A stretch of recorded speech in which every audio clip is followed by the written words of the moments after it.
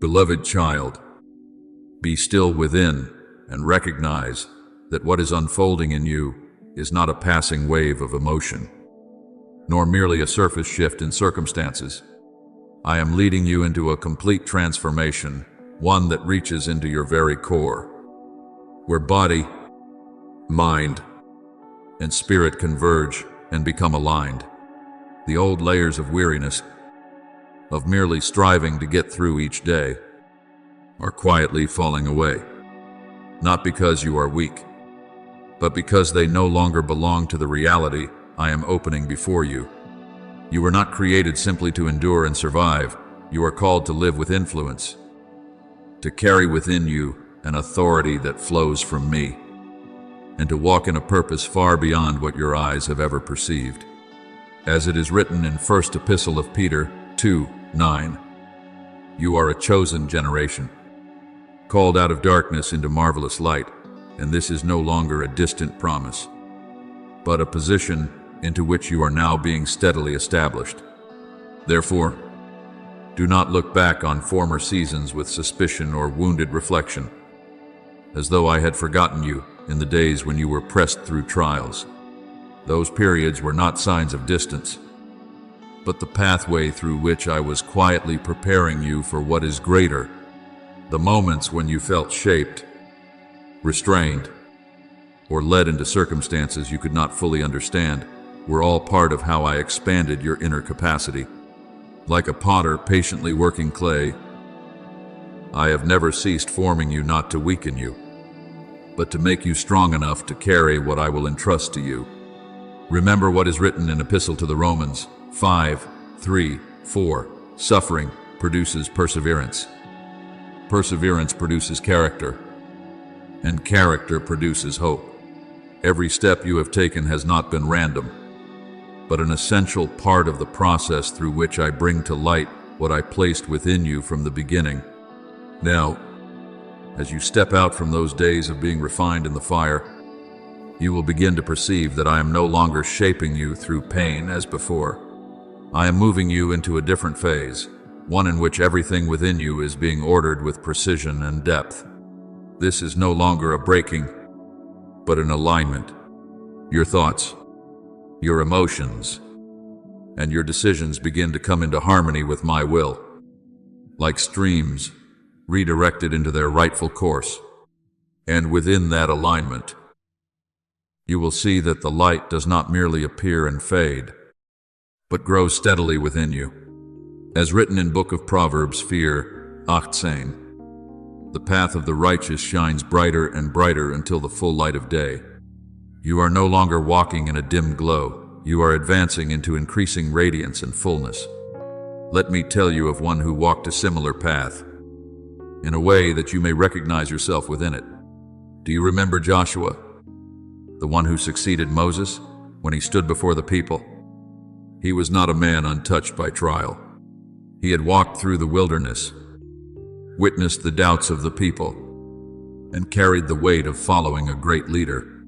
Yet when the time came for him to rise, I did not require him to become someone else. I simply spoke. As recorded in Book of Joshua 1:9, be strong and courageous, for the Lord your God is with you wherever you go. What I did was not to immediately change his circumstances, but to establish within him a new awareness of who he was, that he was no longer merely a follower, but one entrusted with responsibility. And so it is with you. You are no longer standing in the place of one who only observes or waits.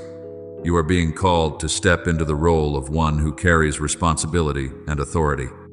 My beloved child, what matters is not whether you feel ready, but whether you recognize who is with you in this journey.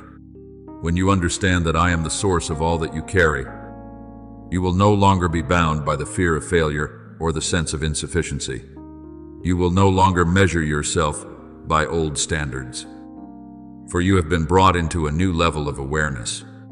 As it is written in Book of Zechariah 4:6, not by might, nor by power, but by my Spirit. This is the principle by which your life now operates. What you do will no longer flow from striving, but from union with me. And within that union, you will begin to see your influence extend naturally.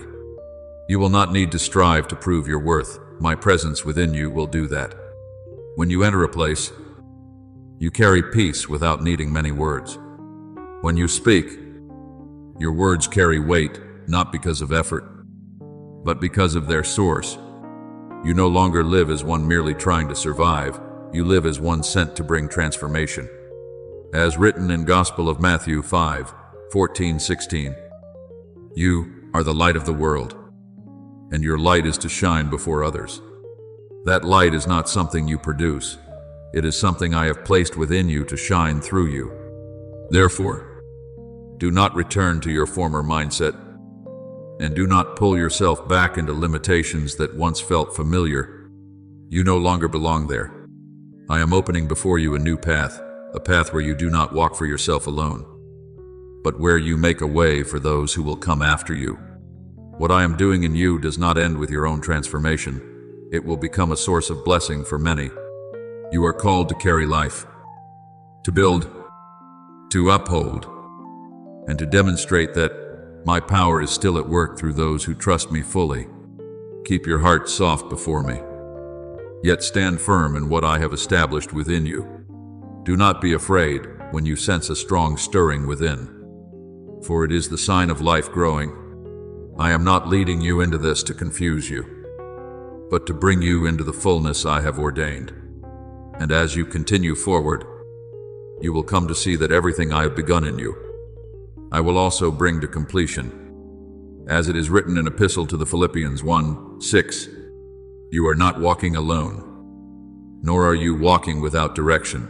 I am with you, guiding you step by step into the reality I prepared for you long before you recognized it.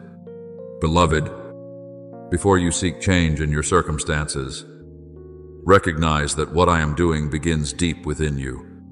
The transformation you are experiencing is not the result of everything around you suddenly becoming easy, but the evidence that your soul has grown enough to carry a higher reality. When one matures, they are no longer driven by the fear of loss or the need to cling tightly to what they have. They step into the life of one who has been entrusted, one who understands that their source is not in what is seen, but in what never runs dry. Therefore, you no longer operate from lack, but from the abundance I have placed within you.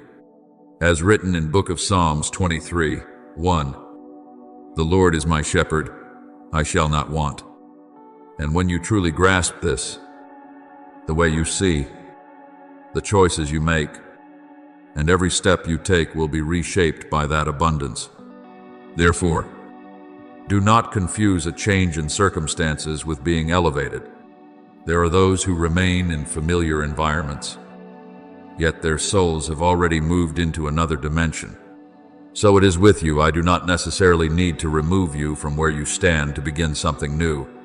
I only need to renew the way you exist within it. When your inner world changes, the world you experience will also shift accordingly. As it is written in Epistle to the Romans 12:2, do not be conformed to this world, but be transformed by the renewing of your mind. It is this renewal that becomes the doorway leading you out of a season of mere survival into a season of purposeful living. My child, I know that you once withdrew not because you lacked light, but because you feared that your light would set you apart, cause misunderstanding, or even lead to rejection.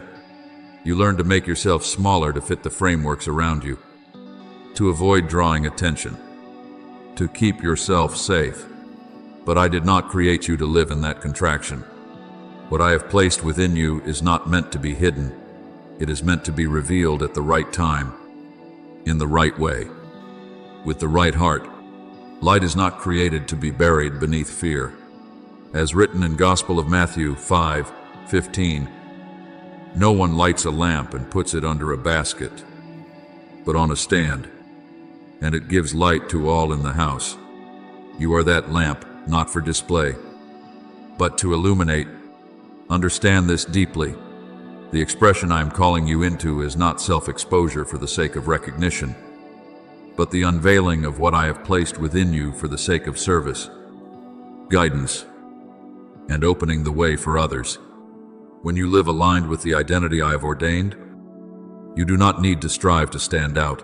The light within you will naturally be recognized, like a city set on a hill, as described in Gospel of Matthew 5:14.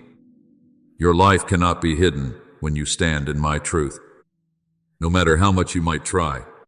Remember the account of Esther, who once concealed her identity within the king's palace. There was a time when her silence protected her, yet when the appointed moment arrived, that same silence became a limitation, and Mordecai spoke to her. As recorded in Book of Esther 4:14, perhaps you have come to royal position for such a time as this.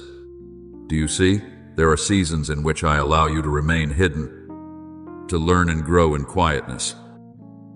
But there are also seasons in which I call you to step forward, to no longer retreat or shrink back, because what I have placed within you is no longer for you alone. You have been positioned, not by accident, but to become an answer to something greater than yourself. Therefore, beloved, do not return to your former version, the one driven by fear of loss and the need to control everything. You no longer belong there. You have been invited into the life of one who knows they belong to me. And in me, no true lack exists. When you live from abundance, you no longer cling tightly. You can release without fear, give without depletion, and move forward without hesitation. Beloved, pause for a moment and look deeply within yourself. For what I want you to perceive does not lie on the surface of what you see, but in the deeper place where your soul is being transformed. The end of the days when you strained merely to survive does not come because circumstances have become easier, but because you have matured into a different reality, the reality of one who knows they belong to an unending source of life. When you live in fear of loss, you will grasp tightly at everything. But when you recognize me as your source, you will open your hands without trembling. As it is written in Gospel of John 7:38, whoever believes in me, out of their heart will flow rivers of living water, and that very flow is now beginning to move through you, reshaping the way you think, the choices you make, and the way you walk each day. And within that quiet transformation, you will begin to realize that I am no longer teaching you to live from a defensive posture. You are no longer required to weigh every step merely to preserve what you have, but are invited to live as one who has already been given. This is not a beautiful idea for contemplation, but a practical way of living a true shift from lack to abundance. As it is written in Book of Psalms 23:1, the Lord is my shepherd, I shall not want. And this is not merely a word of comfort, but the very foundation for how you are to function from this point forward. When you believe this, you will no longer make decisions mituk fear, but mituk trust. You will no longer move in order to avoid loss, but in order to express what has already been placed within you. But my child, there is something I want you to face, honestly. You have, at times, made yourself smaller in order to be accepted. You have adjusted your light so as not to make others uncomfortable, not to be misunderstood, to remain within a sense of safety. You thought that shrinking back was wisdom, yet it was only a protective layer formed from past wounds. I do not blame you for this, for I know there were seasons when silence was the only way for you not to break apart. But that season has passed. I am no longer calling you to remain hidden, because what I have placed within you can no longer be concealed. Remember this, as it is written in Gospel of Matthew 5:15, no one lights a lamp and places it under a basket, but on a stand, and it gives light to everyone in the house. You are not the source of the light, but you are the vessel through which my light is revealed. That light does not need to strive to be seen. It only needs to be rightly positioned. When you step into the place I have prepared for you, Your presence will naturally become a source of illumination for others. You do not need to fight for recognition. What I have placed within you will testify to its own worth. Let me tell you a story that you may not have seen in this way before. There was a man named Bartimaeus, a blind man who sat by the roadside, accustomed to living on the mercy of others. It was a life of survival, waiting, depending, and limited by circumstance. But when he heard that Jesus Christ was passing by, he cried out loudly, no longer concerned with the opinions or resistance of those around him. And when he was called, the first thing he did was cast aside his cloak, the very garment that represented his former identity as a beggar. Before his sight was restored, he released what had defined his old life. As it is written in Gospel of Mark 10:50, he threw off his cloak, sprang up, and came to Jesus. Do you see? The shift begins within from the decision to no longer hold on to an old identity. Even before circumstances change, you are standing in such a moment now.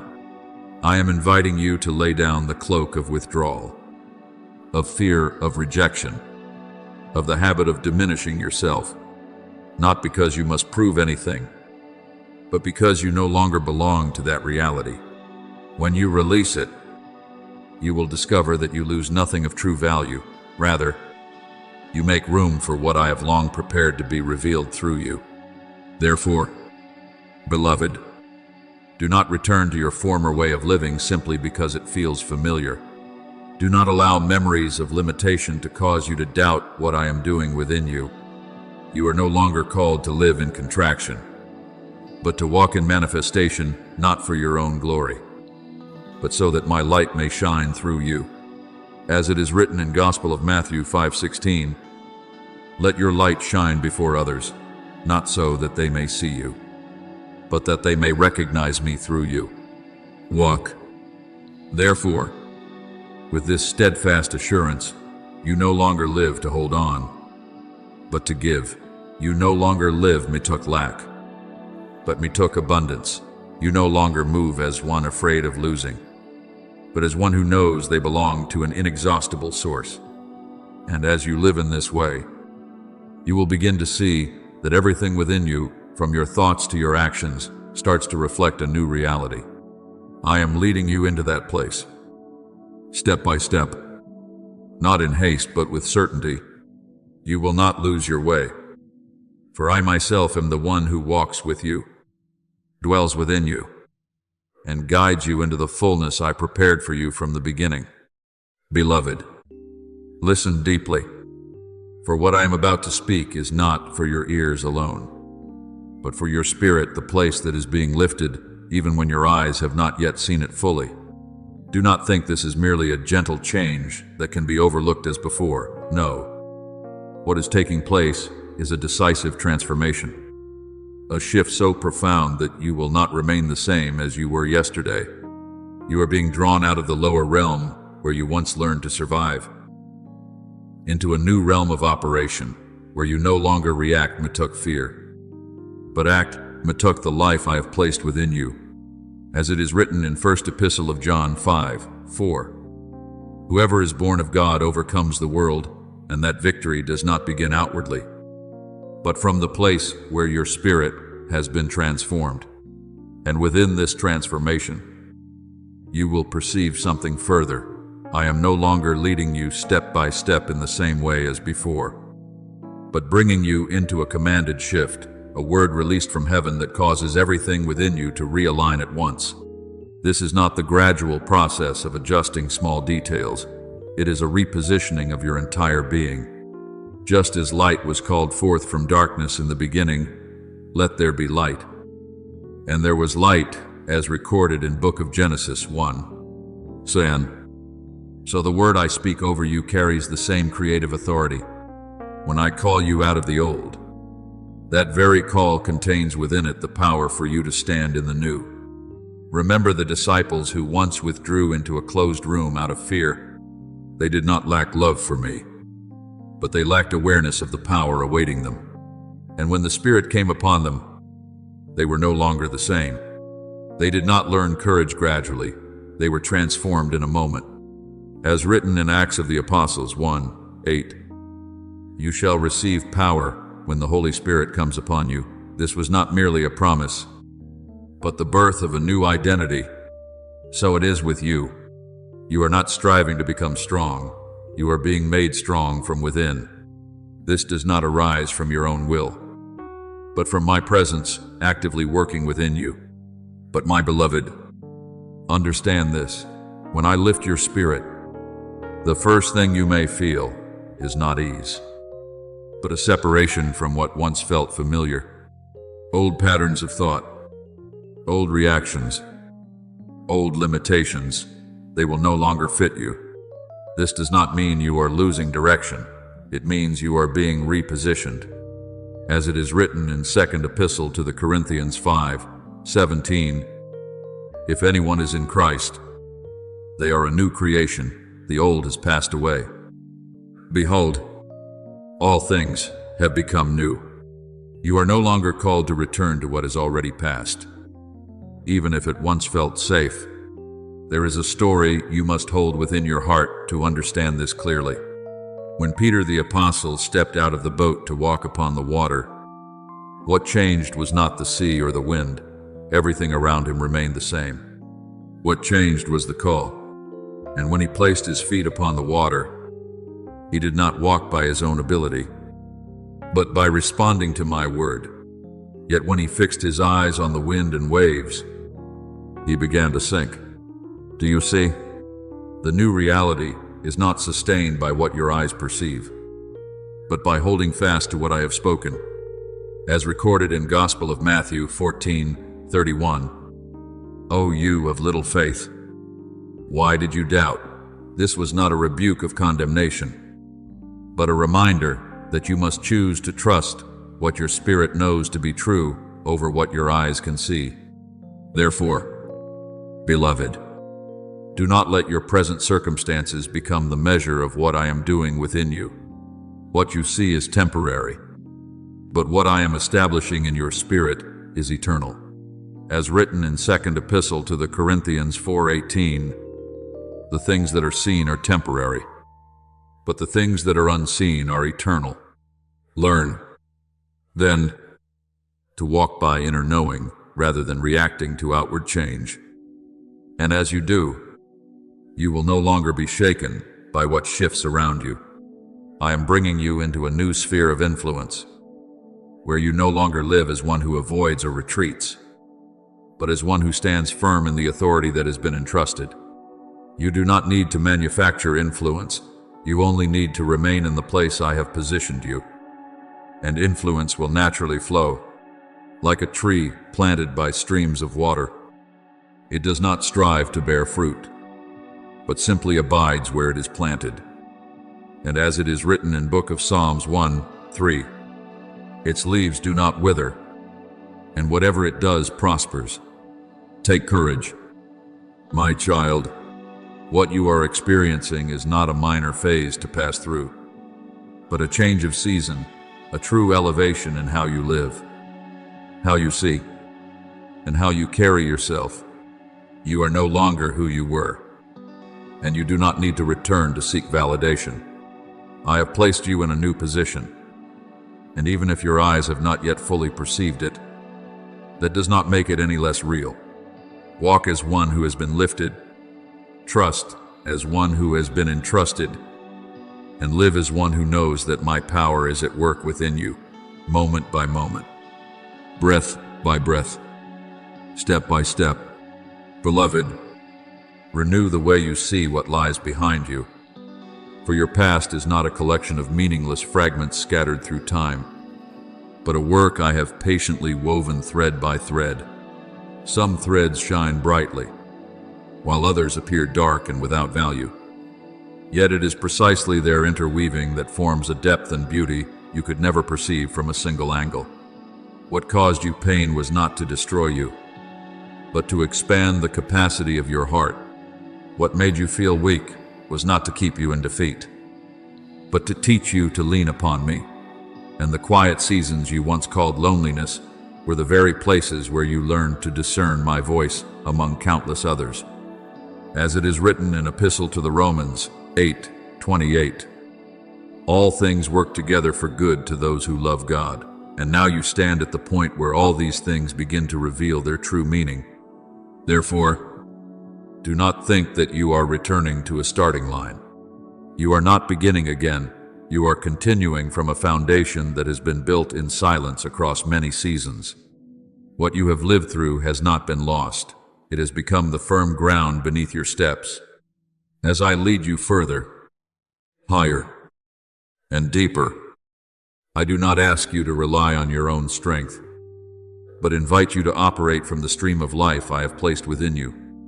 As it is written in book of Zechariah 4:6, not by might nor by power, but by my Spirit you will find that what once lay beyond your ability now becomes natural as you walk in union with me. Listen to me, my beloved, as a master craftsman gently handling a precious instrument. You are no longer an instrument left unattended or producing scattered tones. You are in my hands. And I am tuning every string, every pitch, every vibration that you had not yet recognized. Before, you lived as one, striving to keep rhythm, just to avoid breaking under pressure. Each day, an effort not to lose your way. But now I am bringing you into another harmony where you no longer react to circumstances, but begin to create influence. As it is written in book of Psalms 96:1, sing to the Lord a new song, and that song is not merely words, but your very life transformed and lifted in newness. There is a story you must hold close to understand what I am doing. When David was still a shepherd, he spent long days alone in the fields, playing the harp and singing before me. No one saw him. No one applauded. There was no stage, no audience, only me and him. Yet, in those seemingly quiet years, I was shaping his soul, teaching him to listen, to perceive, to live in the rhythm of my presence. And when the appointed time came, the one who had played in secret entered the king's court, not merely as a musician, but as one who carried a presence capable of dispelling darkness, as recorded in 1st book of Samuel 16:23. When David played, Saul found relief, and the tormenting spirit departed. Do you see? What I form in the hidden place is never wasted. It is preparation for what will be revealed at the right time. In the same way, you are no longer in a phase of merely learning how to survive. I am bringing you into a place where you begin to create, where you no longer simply preserve yourself, but open the way, no longer only listen, but begin to speak, no longer only receive, but begin to give. This shift is not something you manufacture, but the result of having been formed enough to carry it. As it is written in Gospel of Luke 16:10, whoever is faithful in little is also faithful in much. And the small things you have stewarded are now opening the door to greater things. Therefore, beloved, stand firm in the awareness that you are in my hands, not abandoned, not forgotten, but being refined with precision and love. I am not merely touching the surface of your life. I am working within your deepest structure, where every layer meets, bringing them into harmony with my will. As you allow me to complete this work, you will no longer live in fragmentation, but in wholeness, a life marked by rhythm, flow, and clear purpose. And from that place, you will begin to see what you could not see before, that every step you have taken, every tear you have shed, every moment you thought you were lost, all have been leading you to this point. Not for you to stop, but for you to move forward with a new steadiness. As it is written in book of Proverbs 4:18, the path of the righteous is like the light of dawn, shining ever brighter until the full day. And you are now within that very process, not a faint glimmer, but a light growing toward fullness. Let me continue to lead you. My child, do not rush, yet do not hesitate. Walk with the confidence that you are no longer who you once were, and you are not living an old story. I am writing a new song through you, a song shaped by everything you have been through, yet carrying a completely new life. And when you lift your voice through your very life, you will not hear only your own sound, but will recognize that it is I who resound through you within every rhythm, every breath, every step. Beloved, before you step into the full execution of what I have ordained, I do not rush to push you forward, but patiently lead you through a deep process, not to exhaust you, but to refine you with precision in every movement. There are things I am doing within you that cannot take place at the surface, for they involve the deeper structure within, where memories, wounds, and patterns have shaped how you live, even beyond your awareness. I see it all, the hidden weariness, the wounds buried so deeply they seem forgotten, the shadows you thought no one could see, and before me, nothing is concealed. As it is written in Epistle to the Hebrews 4:13, nothing in all creation is hidden from his sight. And understand this, when I touch those places, I do not come to expose you in shame, but to restore you in love. So do not mistake this process for delay. I am not holding you back because you are insufficient, but because I am making you aligned with what I have prepared. There are doors that, if opened too soon, would become burdens rather than blessings. And I do not release greater things when the inner structure is not yet aligned to carry them. Because I love you, I work at the root, not patching over, not concealing, but healing, restoring, and repositioning. As it is written in Book of Psalms 147:3, He heals the brokenhearted and binds up their wounds. And what I am doing is not merely to make you feel better, but to make you whole. Remember the journey of Elisha as he followed Elijah. He was not placed immediately into a position of great power, nor did he receive the anointing in a single sudden moment.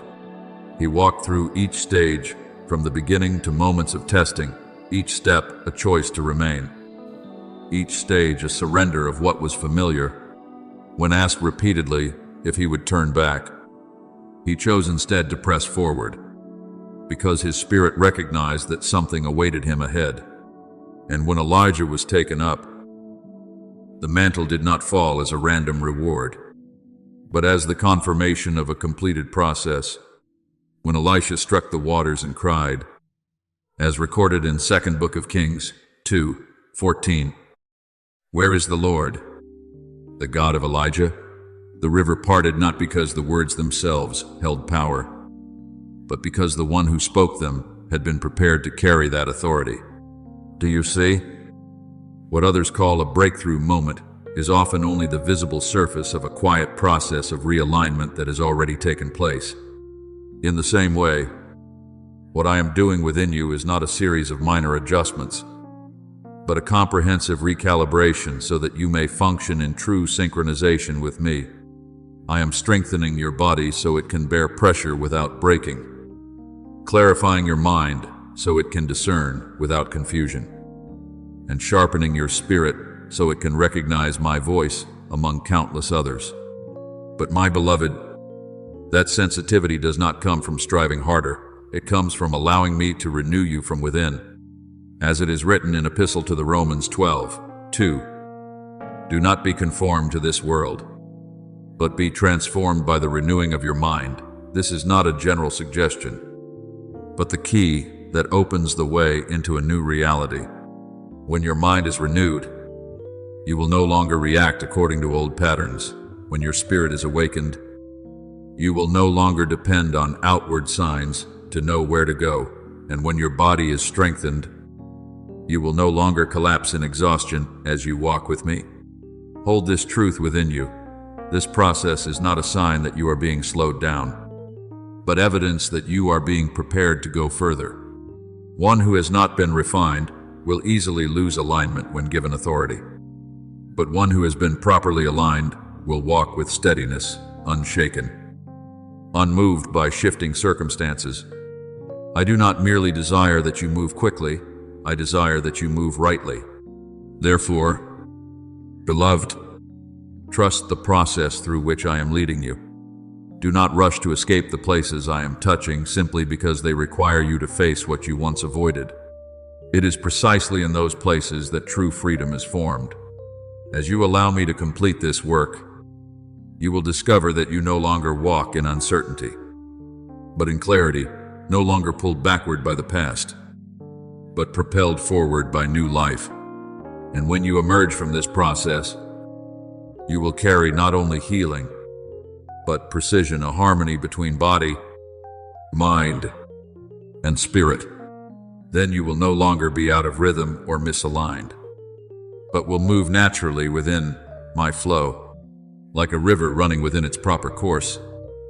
You will operate according to the design I established within you long before you became aware of it.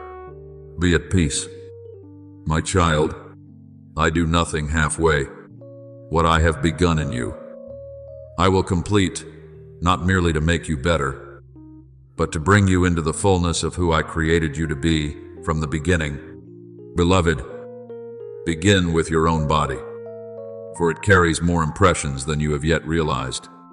There have been nights when you could not rest without understanding why. Mornings when you awoke, feeling empty as though your strength had been drained. Fleeting pains that return like a whisper without words. These are not random, nor merely the result of simple fatigue as you once thought. I tell you that your body is responding to the deep movements taking place within your spirit. When your spirit is being lifted, when your inner reality is being restructured, your body cannot remain untouched. It is often the first to feel the tremor, like the ground that shakes before a great structure is raised. Remember Elijah, who once collapsed beneath a solitary tree in the wilderness. It was not merely physical exhaustion, but the response of a man who had just passed through a spiritual encounter beyond ordinary limits.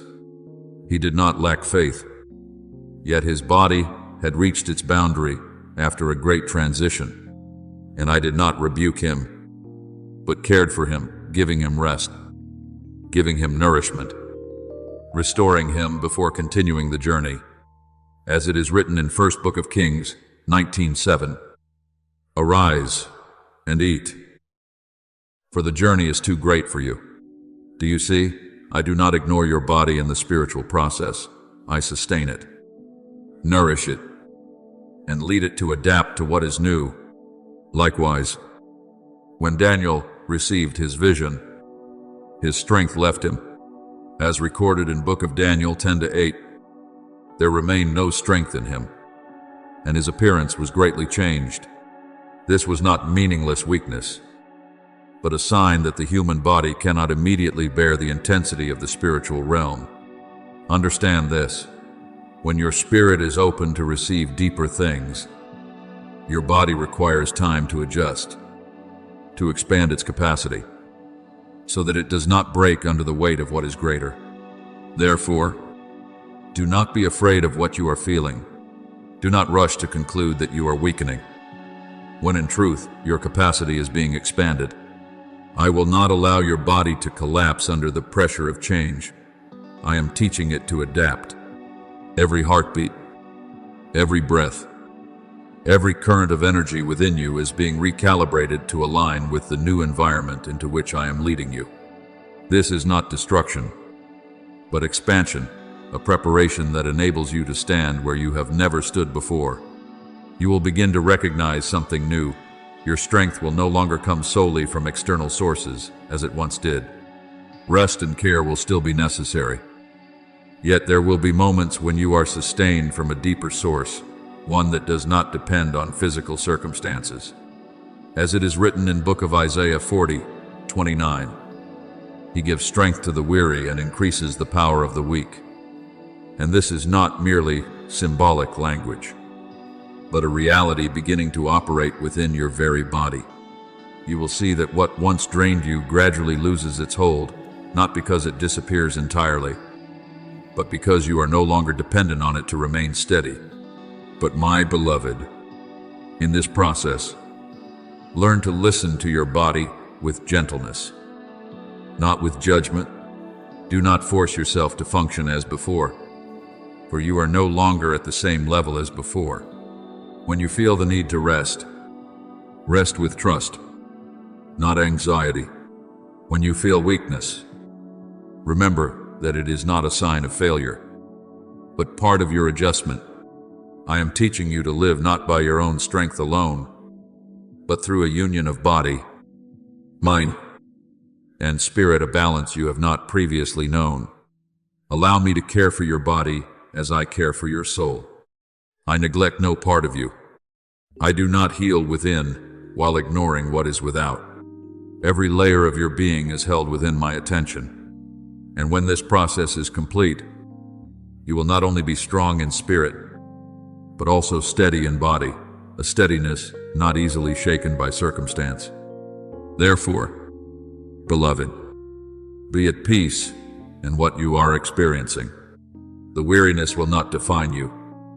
The restless nights will not lead you astray. And the signs you do not yet understand will not bring fear. All of it lies within the process. I am carrying out a process that does not break you, but matures you.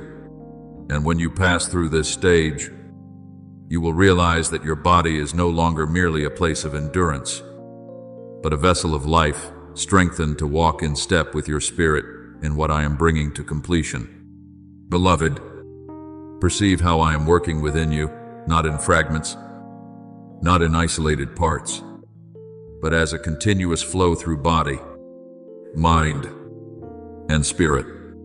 When I touch your body and restore it, when I release new strength into the places that once felt depleted, your mind also begins to release the layers of defense built over many seasons. The walls you once constructed for protection, the vigilant thoughts, the reflexes always ready to defend, begin to lose their necessity. And when your mind no longer strains to hold its ground, it enters a stillness you have rarely known. It is within that stillness that your spirit begins to speak clearly, no longer crowded by the noise of anxiety or old memories. As it is written in Book of Psalms 46:10, "Be still and know that I am God." And you are being led into that stillness, not emptiness, but a space where I reveal myself. And as your spirit grows strong and full of life, you will discover something remarkable. Your body begins to respond with peace. Not a peace that comes from the absence of problems, but a deep stability within a state in which circumstances no longer dictate your emotions or your energy. As it is written in Epistle to the Philippians 4:7, "The peace of God, which surpasses all understanding, will guard your heart and your mind." And that guarding does not remain confined to your thoughts, but extends throughout your entire being.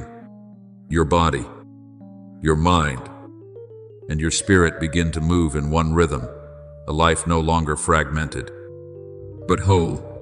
My beloved, this is what I intended for you from the beginning, a life not divided, not pulled in many directions, but held together in unity. As it is written in First Epistle to the Thessalonians 5:23, "May the God of peace sanctify you completely, and may your whole spirit, soul, and body be kept blameless." You no longer need to strive to balance these parts on your own. I am doing this within you. As you allow me to work, everything begins to fall into its rightful place, not forced, not strained, but as naturally as a river finding its course. Therefore, do not return to the old way of living that you once knew, the way of living in delay, where you respond only after things have already unfolded, where you must feel your way forward because you are uncertain of what is coming. I am bringing you out of that state. When the three dimensions within you are aligned, you will no longer live in delay, but in precision. You will begin to perceive before you act, understand before you react, and walk in guidance rather than chase after circumstances. As it is written in Epistle to the Romans 1:17, "The righteous shall live by faith, and that faith is not guesswork, but a confident knowing of what I am doing." Remember the account of Joseph, who did not merely react to what happened around him, but gradually became one who shaped his circumstances. Even while he was in prison, he held no outward authority, yet inwardly he had already been aligned with me. And when the appointed time came, he did not step into leadership as a passive figure, but as one prepared to operate with precision. When he interpreted Pharaoh's dream, he did not only declare what would happen, but also released a strategy for action. As it is written in book of Genesis 41:25, God has shown Pharaoh what he is about to do, and Joseph became one who partnered in that unfolding. Do you see? When the inner being is aligned, you are no longer carried by circumstances. You begin to shape them. So it is with you. You are no longer called merely to preserve yourself in the midst of shifting conditions. You are called to release the atmosphere of the kingdom, an atmosphere that does not come from effort, but from my presence within you. When you enter a place, peace will accompany you. When you speak, clarity will be released. When you act, authority will be manifested. As written in Gospel of Matthew 5:13-14. You are the salt of the earth and the light of the world, not a title to carry, but a nature to live from. Therefore, beloved, walk with this awareness. You are no longer defined by what happens around you, but by what I am doing within you. You no longer need to chase after circumstances to adjust yourself. Circumstances will begin to adjust as you stand firm in union with me. This is the shift you are entering, from reaction to leadership, from survival to influence, from fragmentation to wholeness. Remain in this flow and do not return to former habits. Allow me to complete this alignment within you, and you will see that your life is no longer a sequence of scattered reactions, but becomes a living symphony where every part of you moves together to express my presence with clarity, stability, and power. Beloved, receive my word as a firm foundation beneath your steps. You were not created to live in fear, nor called to shrink back within old limitations. What I am placing upon you is not a gentle encouragement, but a declaration of identity and the way you are to function from this point forward. You are called to carry the atmosphere of the kingdom, an atmosphere not dependent on circumstances, yet capable of transforming them. When you enter a place, you do not come as one seeking safety, but as one who carries presence. As it is written in First Epistle to the Corinthians 4:20, the kingdom of God is not in word, but in power, and that power is not for display, but to release life into places that have grown dry. Therefore, do not withhold what I have placed within you. You are not called to store strength like one afraid of depletion, but to become a source of renewal to your surroundings. When you live in union with me, you will discover that the more you give, the more you are filled. As it is written in book of Proverbs 11:25, the one who refreshes others will themselves be refreshed. This is not merely a moral principle, but the way my flow operates. You no longer live to protect a small portion of yourself, but to expand and allow life to move through you. Understand this clearly. My beloved, you are not sent merely to endure the fluctuations of life. You are sent with purpose to shape, to open the way, to bring transformation. When you walk in this awareness, you will no longer act matuk fear-driven reaction, but matuk intentional guidance. As it is written in book of Psalms 27:1, the Lord is my light and my salvation, whom shall I fear? And as you hold firmly to this truth, fear will no longer have a place to govern you, and there will come a moment not in imagination, but in the reality you experience when you will realize that you have changed. The trembling that once felt familiar will no longer be your natural response. In its place, a steadiness will rise from within, without effort or strain. This is the state of one who stands upon a foundation that has already been established. As it is written in Book of Psalms 18:33, He makes your feet like the feet of a deer and sets you upon high places. And from that position you will no longer view life through the narrow perspective you once held. Your mind will no longer remain confined within old patterns. The lenses that once caused you to misunderstand, misjudge, and misstep will gradually lose their power. In their place, you will begin to think with clarity and discernment that flows from me. As it is written in First Epistle to the Corinthians 2:16, you have the mind of Christ, and this is not a distant concept, but a reality you are being brought into. As your mind is renewed, your actions will also change, not driven by fear or pressure, but led by authority. Remember Joshua when he stood before the Jordan, facing a boundary that the previous generation had not crossed. The river still flowed strongly, and the circumstances were not favorable. Yet he did not wait for the waters to part before stepping forward. When the feet of the priests touched the water, the flow was stopped. As recorded in Book of Joshua 3:15-16, the waters ceased only when they stepped in. Do you see? Steadiness does not come from changed circumstances, but from walking in certainty of what I have spoken. And when you step, reality itself begins to respond. So it is with you. You are no longer the one striving to improve little by little. You have been repositioned to live in another reality where body, mind, and spirit no longer conflict, but move in harmony. When these three are aligned, you do not struggle to become strong, you simply are strong. You do not strive to shine, you simply shine. As it is written in Gospel of Matthew 5:14, you are the light of the world, not something you must achieve, but something you already are as you abide in me. Therefore, beloved, step into this without hesitation. Do not return to former ways of living simply because they are familiar. Do not allow the memory of fear to pull you back into what you have already left behind. You no longer belong to that reality. I am leading you into a place where you do not merely live, but shape, not merely receive, but become a source of life. Walk with this awareness. You do not walk alone, and you do not walk in uncertainty. I am within you, working through you, and leading you into what I have prepared from the beginning.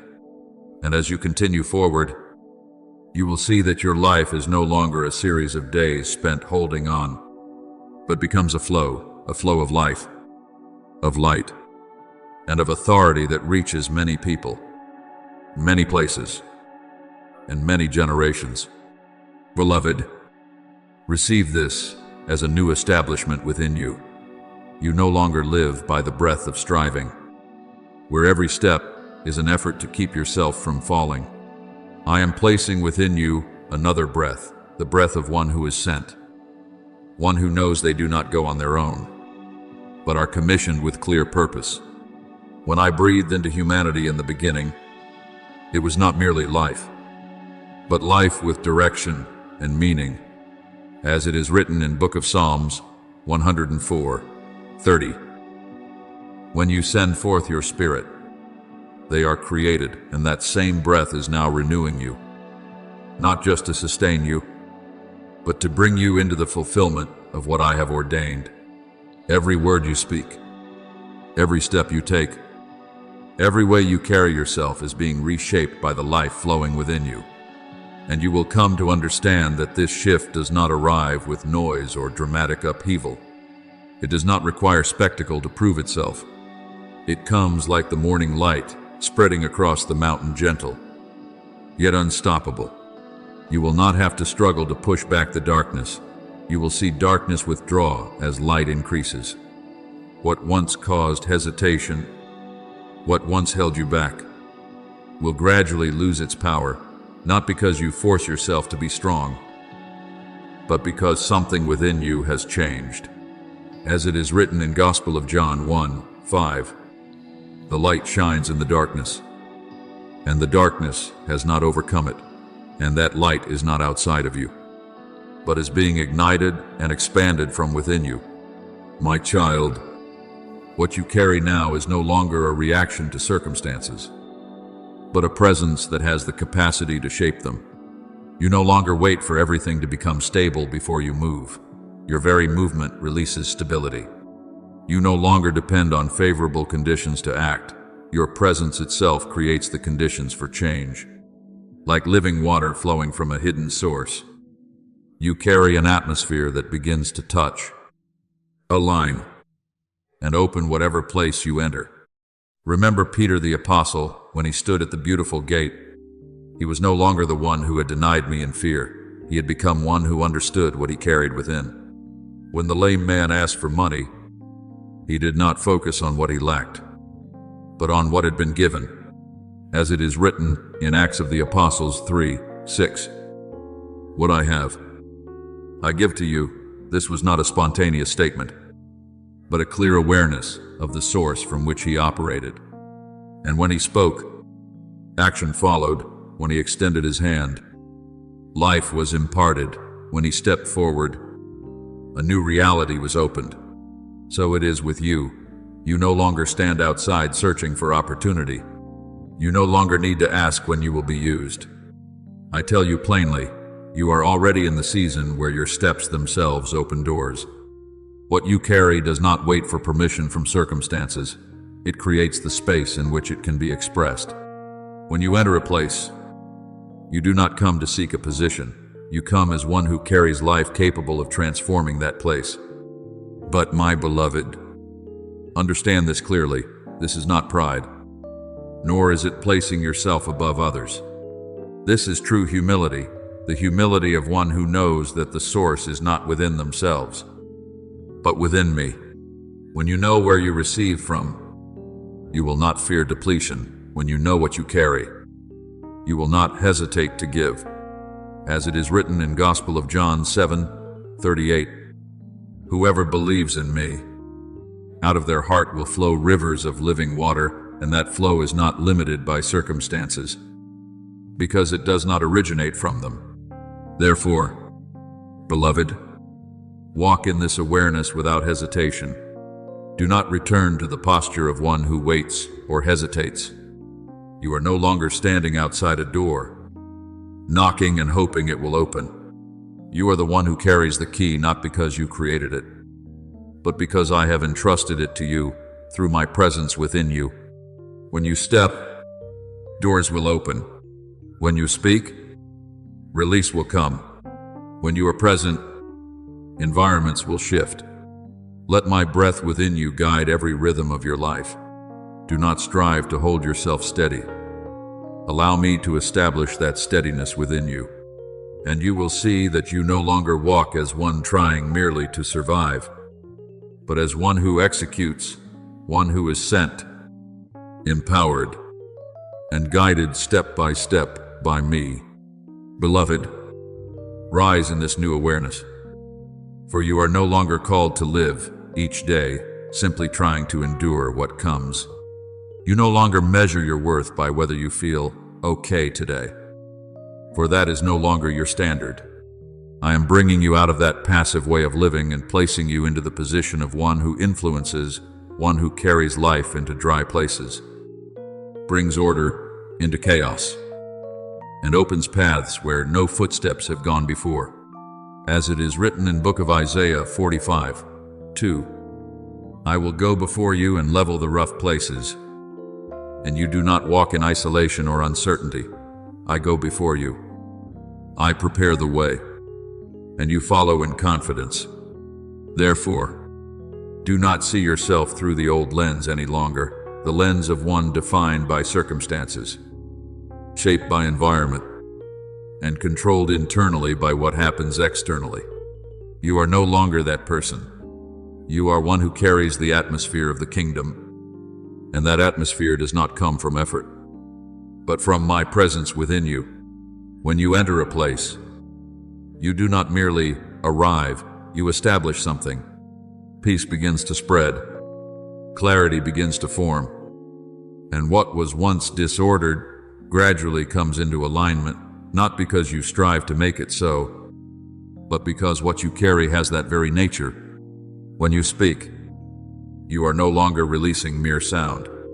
Your words become instruments of release, releasing life, releasing truth, releasing what I have already placed within you.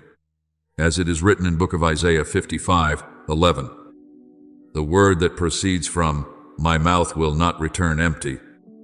And when you speak in union with me, your words carry that same flow. They do not only reach the ears of others, but touch the reality around them, opening what has been closed, awakening what has been dormant, and laying foundations for what has not yet existed. And when you act, you no longer react to circumstances as before.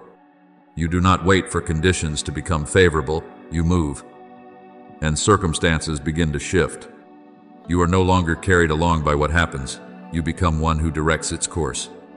This does not come from your own strength, but from the authority I have placed within you, an authority quiet yet firm, requiring no proof, yet impossible to deny.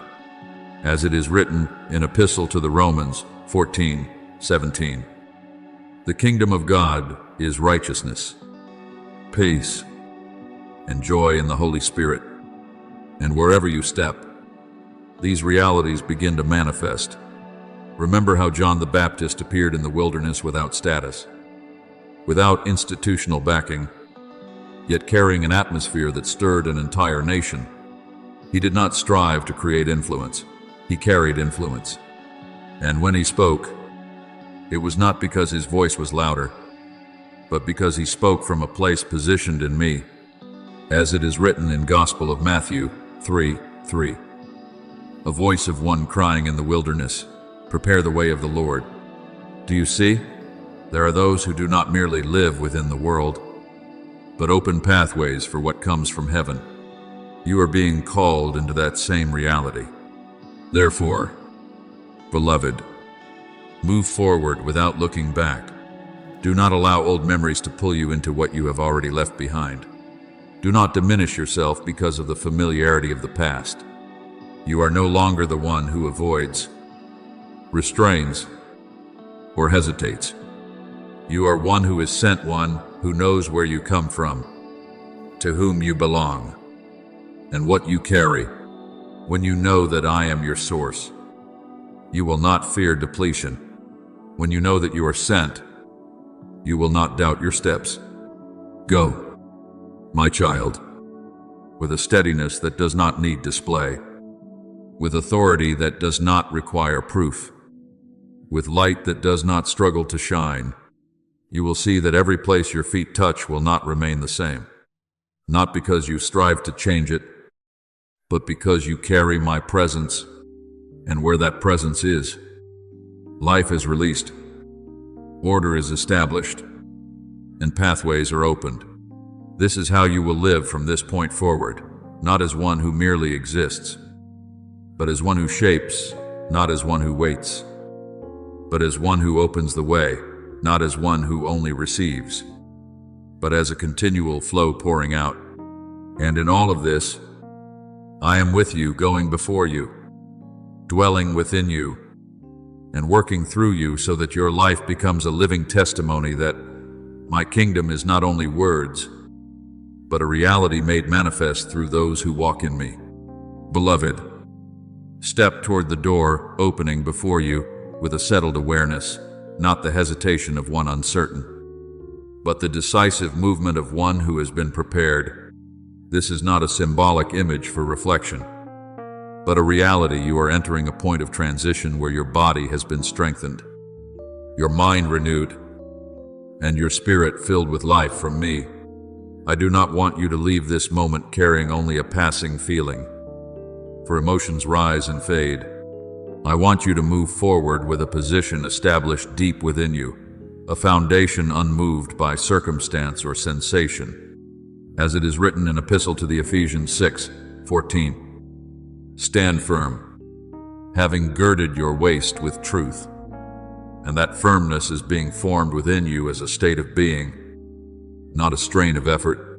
Understand this. Your steps from this point forward are no longer exploratory or uncertain. You are not advancing to see what might happen. You are stepping because you know what has already been established. What I have done within you is not a temporary preparation, but an activation that cannot be reversed. There were doors you once stood before and could not enter, not because they were not meant for you, but because you were not yet positioned to pass through them. Now that position has been formed. You no longer need to strive to become ready. You are ready. My beloved, remember that the newness I give you is not something waiting ahead of you. It is already operating within you now. As it is written in 2nd Epistle to the Corinthians 5:17, if anyone is in Christ, they are a new creation. The old has passed away. Behold, all things have become new. This is not a promise reserved for a distant time. It is your present reality. You are not the old self attempting to change, but the one who has already been changed and is learning to live in that truth. Therefore, do not return to former paths, not only because they no longer fit, but because you no longer belong to them. Old patterns of thought, old reactions, old limitations may attempt to call you back, but they no longer hold authority over you. You do not need to struggle to prove that you have changed. You need only stand in what I have done.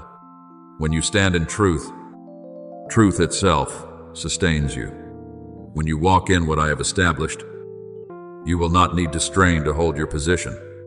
Step through this door as one who knows where they belong, not with noise, not with the need to prove, but with a quiet certainty within. Just as Abraham left what was familiar without knowing every detail ahead, yet knew the one who led him. As it is written in Epistle to the Hebrews 11:8, he went out not knowing where he was going, not because he lacked direction, but because he trusted the one guiding him. So it is with you. You do not need to see the entire path in order to step. You only need to recognize that I am before you. And as you step, you will find that this door does not lead into uncertainty, but into greater clarity. What once caused hesitation will no longer hold you back. What once stirred doubt will no longer slow your movement. Instead, a new current will carry you, a current of conviction, of peace, and of authority guiding you forward. Beloved, this is not a call for you to strive harder. It is an invitation for you to live differently. Walk as one who has been established. Think as one who has been renewed. Act as one who has been entrusted with authority. And in all things, remember this: you do not walk alone. I go before you to prepare the way. I am within you to guide you, and I am over you to affirm you. Go, my child. Do not turn back. Do not hesitate. Do not diminish yourself. You have been placed into a new reality, and from that place, your life will no longer be a sequence of uncertain steps, but a journey marked by life, by light, and by my presence at work through you. Beloved, open your heart to perceive what I am revealing, something far beyond what you have ever thought about yourself. I am not working only within the boundaries of your personal life. I am positioning you at a point where time and purpose intersect. What you are experiencing is no longer merely your own journey of healing or growth. I am establishing you as a point of origin, a place from which a new flow begins to emerge. What I am doing in you today is not confined to the present moment. It stretches into the years ahead, touching lives you have never known and opening paths for steps you have never seen. As it is written in Book of Genesis 17:5, I have made you a father of many nations. Abraham did not walk to seek a legacy, but the legacy was formed as he trusted and obeyed. So it is with you. You do not need to create lasting influence. You need only walk in obedience. And that influence will extend beyond your life. Recognize this. My beloved, what you have overcome in secret is not small. As you once thought, the chains you have broken in hidden places have not only freed you, but have cut off their hold over those who will come after you. The battles you have endured, the moments you chose to stand when no one saw, are becoming the foundation upon which others will walk without paying the same cost.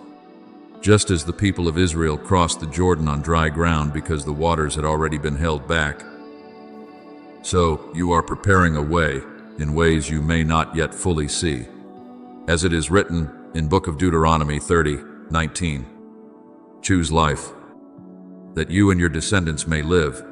This is not only a personal call, but a generational principle. Your choices today echo into the future of many. You are not merely changing your own life, you are intervening in the flow of a spiritual lineage. This is not said to make you feel elevated, but to establish truth. I have often used one person to open a way for many. When one responds to me, the movement does not remain contained within that person. Remember Joseph. He was not only lifted from confinement, but became a preserver of life for his family and for many nations in a time of scarcity. As it is written in Book of Genesis 45:5, God sent me ahead of you to preserve life. What he endured, misunderstanding, betrayal, forgetfulness were not isolated events, but a process that positioned him for a role far greater than himself. So it is with you. You are being placed into a role whose impact extends beyond your present vision. You may not yet see it fully. You may not yet understand it completely, but that does not make it any less real. There are seeds I am sowing through you, whose full harvest you may not witness. Yet this does not diminish your work. It reveals that you are participating in something greater than yourself. Hold this within you. I do not require you to carry the entire picture. I ask you to be faithful with what I place before you. When you are faithful in the present step, I will open the next. When you obey in the small, I will entrust you with more. As it is written in Gospel of Luke 16:10, whoever is faithful in little is also faithful in much. You do not need to see the entire journey in order to walk. You need only trust that I am leading you. Beloved, what I am doing through you does not announce itself with the noise the world seeks for recognition. Yet it carries a weight that cannot be denied. It flows like an underground current, quiet yet powerful, unseen yet shaping. And in time, what I have begun through you will be clearly revealed through the lives of others, through paths that are opened, through barriers that no longer stand. Therefore, do not diminish yourself simply because you have not yet seen the fullness of what is ahead. Do not question the value of what I have done within you just because it has not been widely revealed. You are not living to be seen. You are living to be used. And when you are used in my hands, the outcome will exceed anything you could produce on your own. Walk with this awareness. My child, you are not merely one who receives transformation, but one who carries it. You are not only one who has been healed, but one who opens the way for healing. You are not only one who has been lifted, but one who establishes a foundation upon which others can stand. And in all of this, I am with you not as one who merely observes, but as one who actively works. I go before you to prepare the way. I dwell within you to guide you, and I work through you to accomplish what I have ordained. As you continue to move forward, you will see that your life no longer holds meaning for you alone, but becomes a flowing current of life, reaching generations, touching lives, and extending into places you have never imagined. My beloved child, listen to this with the full stillness of your soul. What I have sown within you has never lost its life. Even through seasons when you thought it had grown silent, hidden, or covered by the dust of time, The seed I placed in your heart is not like the quickly fading flame of human emotion. It carries the breath of heaven. And therefore, even when buried deep beneath seasons of waiting, it still holds the full power to sprout at the appointed time. You have asked in silence why certain promises seem delayed, why certain doors you believed should open still remain closed, and why certain things within you feel so real yet have not been revealed outwardly. But I speak to you now, silence is not the end, and waiting is not rejection.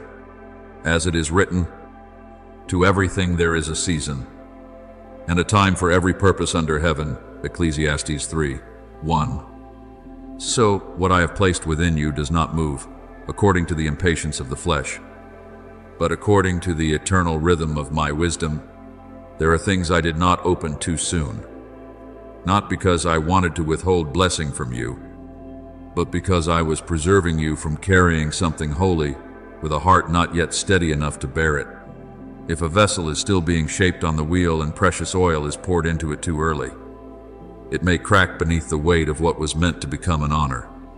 Therefore, I slowed things in ways you did not understand, so that your inner being could be strengthened, so that weak places could be healed, so that old reactions could be replaced with peace, and so that you would no longer receive the promise like someone afraid to lose it, but like someone who knows they have been prepared by me to step into it. You are not merely standing before a door. You are being transformed into the kind of person who can pass through that door without losing your identity. New wine must be put into new wineskins, Luke 5:38. And I am making a new wineskin within you, so that the new thing I give will not break you, but remain within you with lasting strength. Therefore, do not be quick to look outward for evidence of what I am doing within. The greatest sign is not always a loud event, a confirmation from someone else, or an immediate change in your circumstances. Many times, the deepest sign is that you no longer react as you once did, no longer fear as you once feared, and no longer need to chase after the things that once unsettled your heart. When I reshape your soul, I do not begin at the surface, I go down to the roots. I change the way you see, the way you wait, the way you believe, and the way you stand firm in the quiet spaces.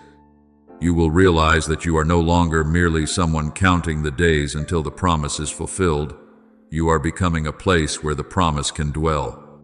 And when you become a person with spiritual capacity, what I have spoken will no longer feel far away, but will become a reality drawing near in my order. Remember Joseph, my beloved child. When I gave him dreams in his youth, he did not yet understand the weight of what he had seen.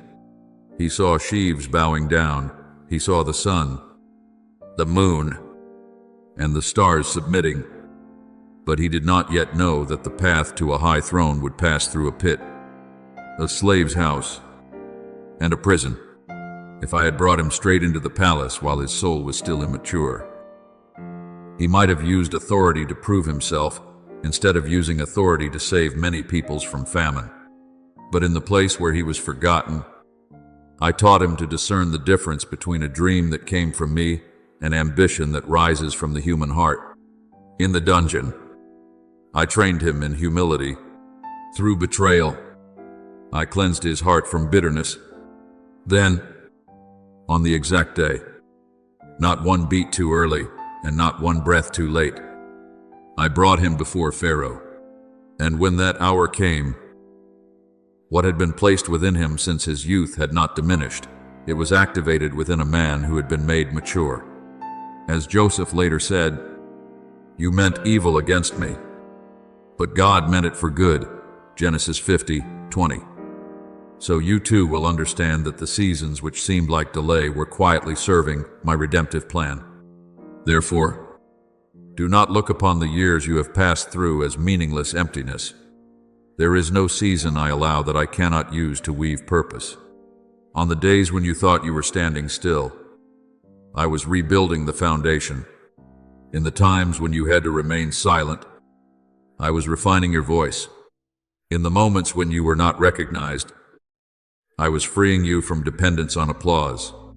Closed doors are not always opposition. Sometimes they are my mercy. Because I know what would turn you away from the straight path before you are wise enough to recognize it. The Lord will perfect that which concerns me, Psalm 138:8. So you do not need to force what I am completing by my mighty hand. A new order is being established within you, and that order is not like the way you once lived. Before, perhaps you walked by guessing, by anxiety, by the fear of missing something good. But now, I am teaching you to walk in discernment. You no longer need to return to the old garment simply because it is familiar. Familiarity is not always safety. Sometimes it is only a prison decorated with memories. Do not return to old patterns of thinking simply because you have not yet seen the whole picture. Do not shrink your soul to fit the places I have called you out of. When the people of Israel stood before the Red Sea, they were afraid and remembered Egypt. But I did not open the sea so they could return to chains. I opened the sea so they could move forward into freedom. As it is written, stand still and see the salvation of the Lord, Exodus 14:13. There are moments when you do not need to panic and search for a way out, but need to stand firm in the faith that I know how to part the waters before you. The movement of heaven is often not as loud as you imagine, but it is more precise than every plan of man. I do not need to create great noise to prove that I am working. A seed breaking open beneath the soil makes no echo, yet an entire forest can begin from that quiet breaking. Dawn does not shout when it arrives, yet darkness must still retreat. My grace is the same, gentle but not weak, quiet but not powerless, timely and never late. When I move, chains break at the right place, doors open at the right hour. The right people meet you at the right time, and what once felt blocked begins to shift in ways you could never arrange by yourself. So then, my child, stop doubting simply because everything has not yet appeared in full. The one who is being led does not need to see the entire road before daring to take a step. That one only needs to know whose hand is holding them. Your word is a lamp to my feet and a light to my path. Psalm 119:105. And that lamp often shines just enough for the next step, not to satisfy all your curiosity, but to teach you trust one movement at a time. I do not lead sound into uncertainty in order to make you lose your way. I lead you out of old control so you may learn to live in surrender. When you no longer demand to see everything before you believe, your heart will become spacious. When you no longer need to hold tightly to every answer, your hands will be empty enough to receive what I give. Let this word be anchored firmly within you. What I have placed in you is still alive. It has not been weakened by the years, ruined by disappointment, or made powerless by delay. I am simply bringing it into the right season, the right form, and the right purpose, through a person whom I have made more mature. You do not have to return to your old self in order to feel safe. You do not have to ask fear for permission to move forward. You do not have to wait for everyone to understand before you believe what I am doing. I am leading you into a new order, where your soul stands upright, your mind becomes clear, and your heart remains tender without being shaken. And when my hour comes, you will know everything quiet had meaning. Every silent space was filled with preparation, and every promise I placed within you will rise not in haste, but in the glory of my appointed time. My beloved child, there are seasons in your life when everything seems so still that it almost feels as though nothing is happening at all. Yet it is precisely within that stillness that I am doing a work deeper than your eyes can see. The surface may not have changed. The door may not have opened.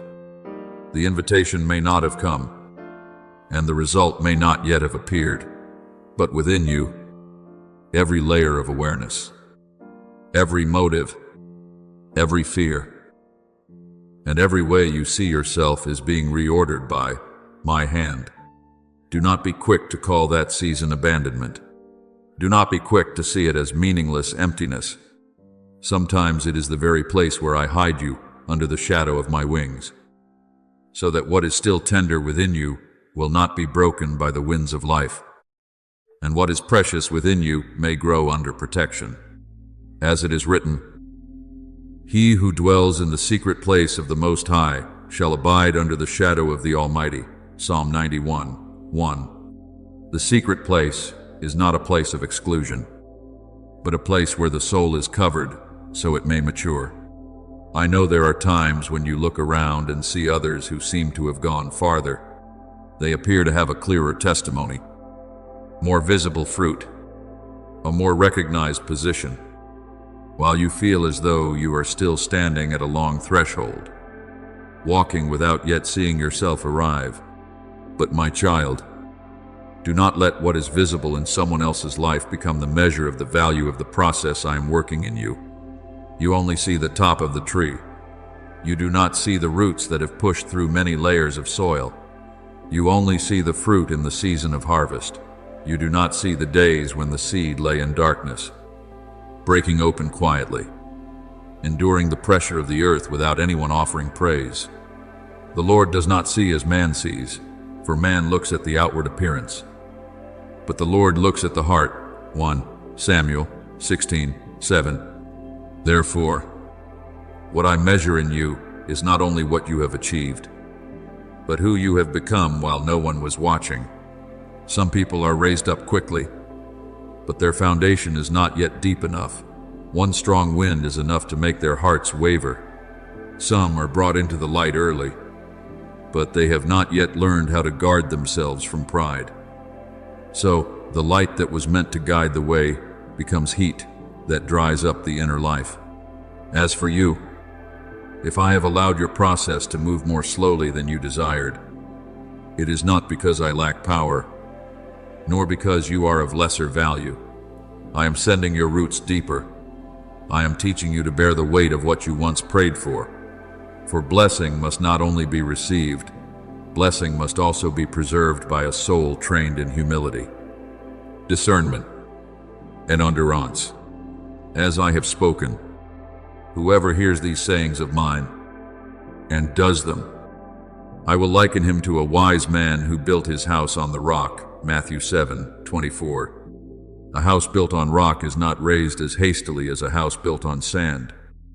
But when the rain descends, the floods come, and the winds blow, it remains standing. Remember David, my beloved child. When Samuel came to the house of Jesse to anoint the future king, David was not present among those brought before the prophet's eyes. He was still out in the field, among the sheep, where there was no throne, no royal garment, and no sound of applause. Yet it was in that unnoticed place that I deepened within him a heart that knew how to worship, how to protect, and how to fight lions and bears before facing Goliath. If David had been brought straight to the throne without first learning to guard the flock, he would not have understood the heart of one who shepherds a people. But because he was formed in the hidden place, when the time came, the anointing oil did not seek the one who looked strongest outwardly. It found the one I had prepared in secret. Do you see? The wilderness season did not cancel the throne. The wilderness season prepared the soul so it would not be swallowed by the throne. Therefore, when everything around you has not yet opened in the way you expected, do not be quick to conclude that you are being left behind. It may be that you are in a season of foundation building, where I am teaching you not only to desire great things, but also to become steady enough to carry those great things without losing purity. I am training you in the ability to be responsible with blessing, with influence, with words, with choices, and with the doors that will one day open. You have prayed for expansion, but expansion always requires capacity.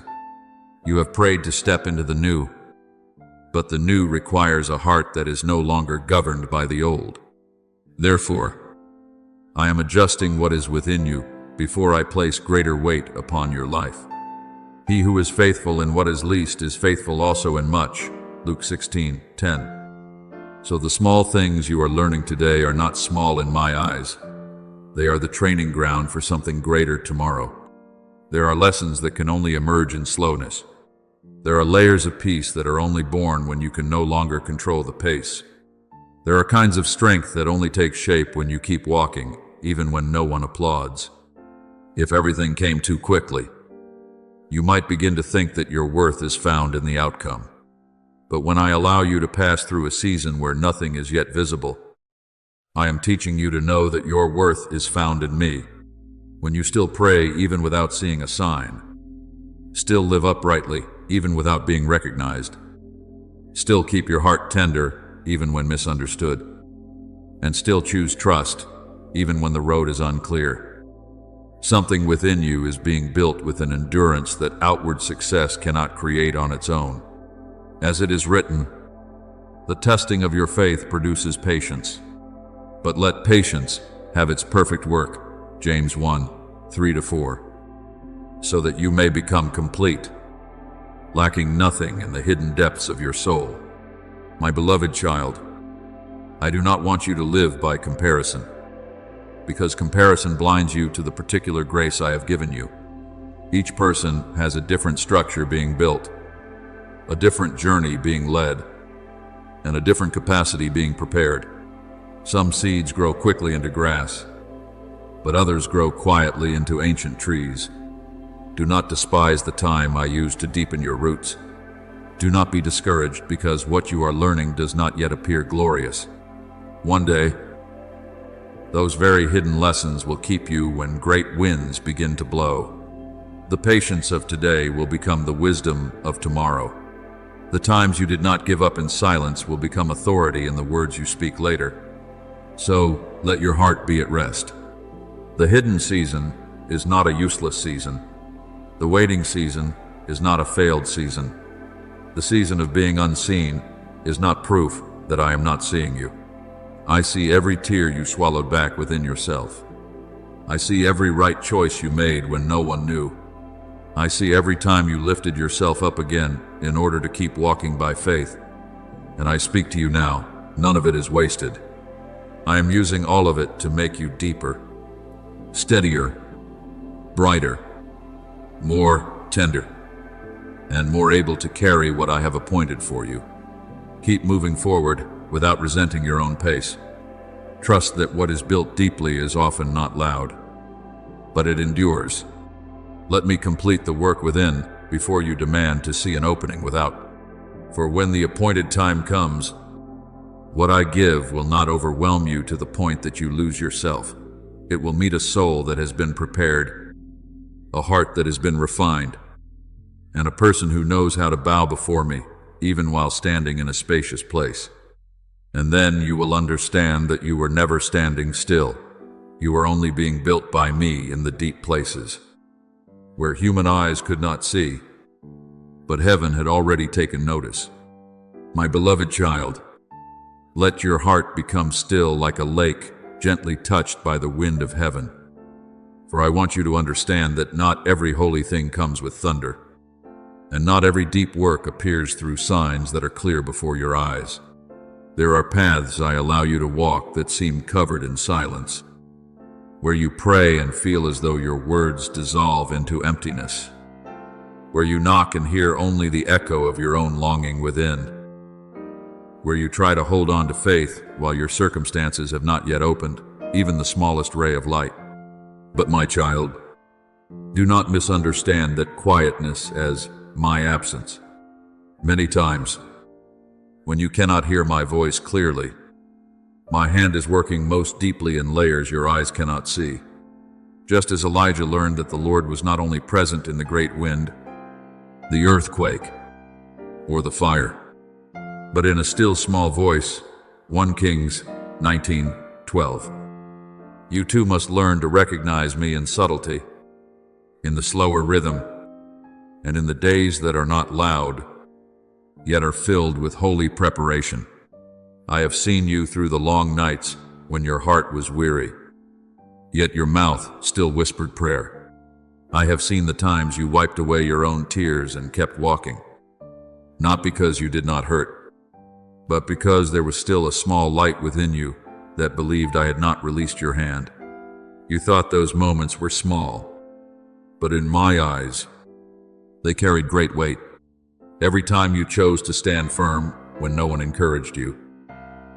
Every time you kept your heart pure when no one witnessed it.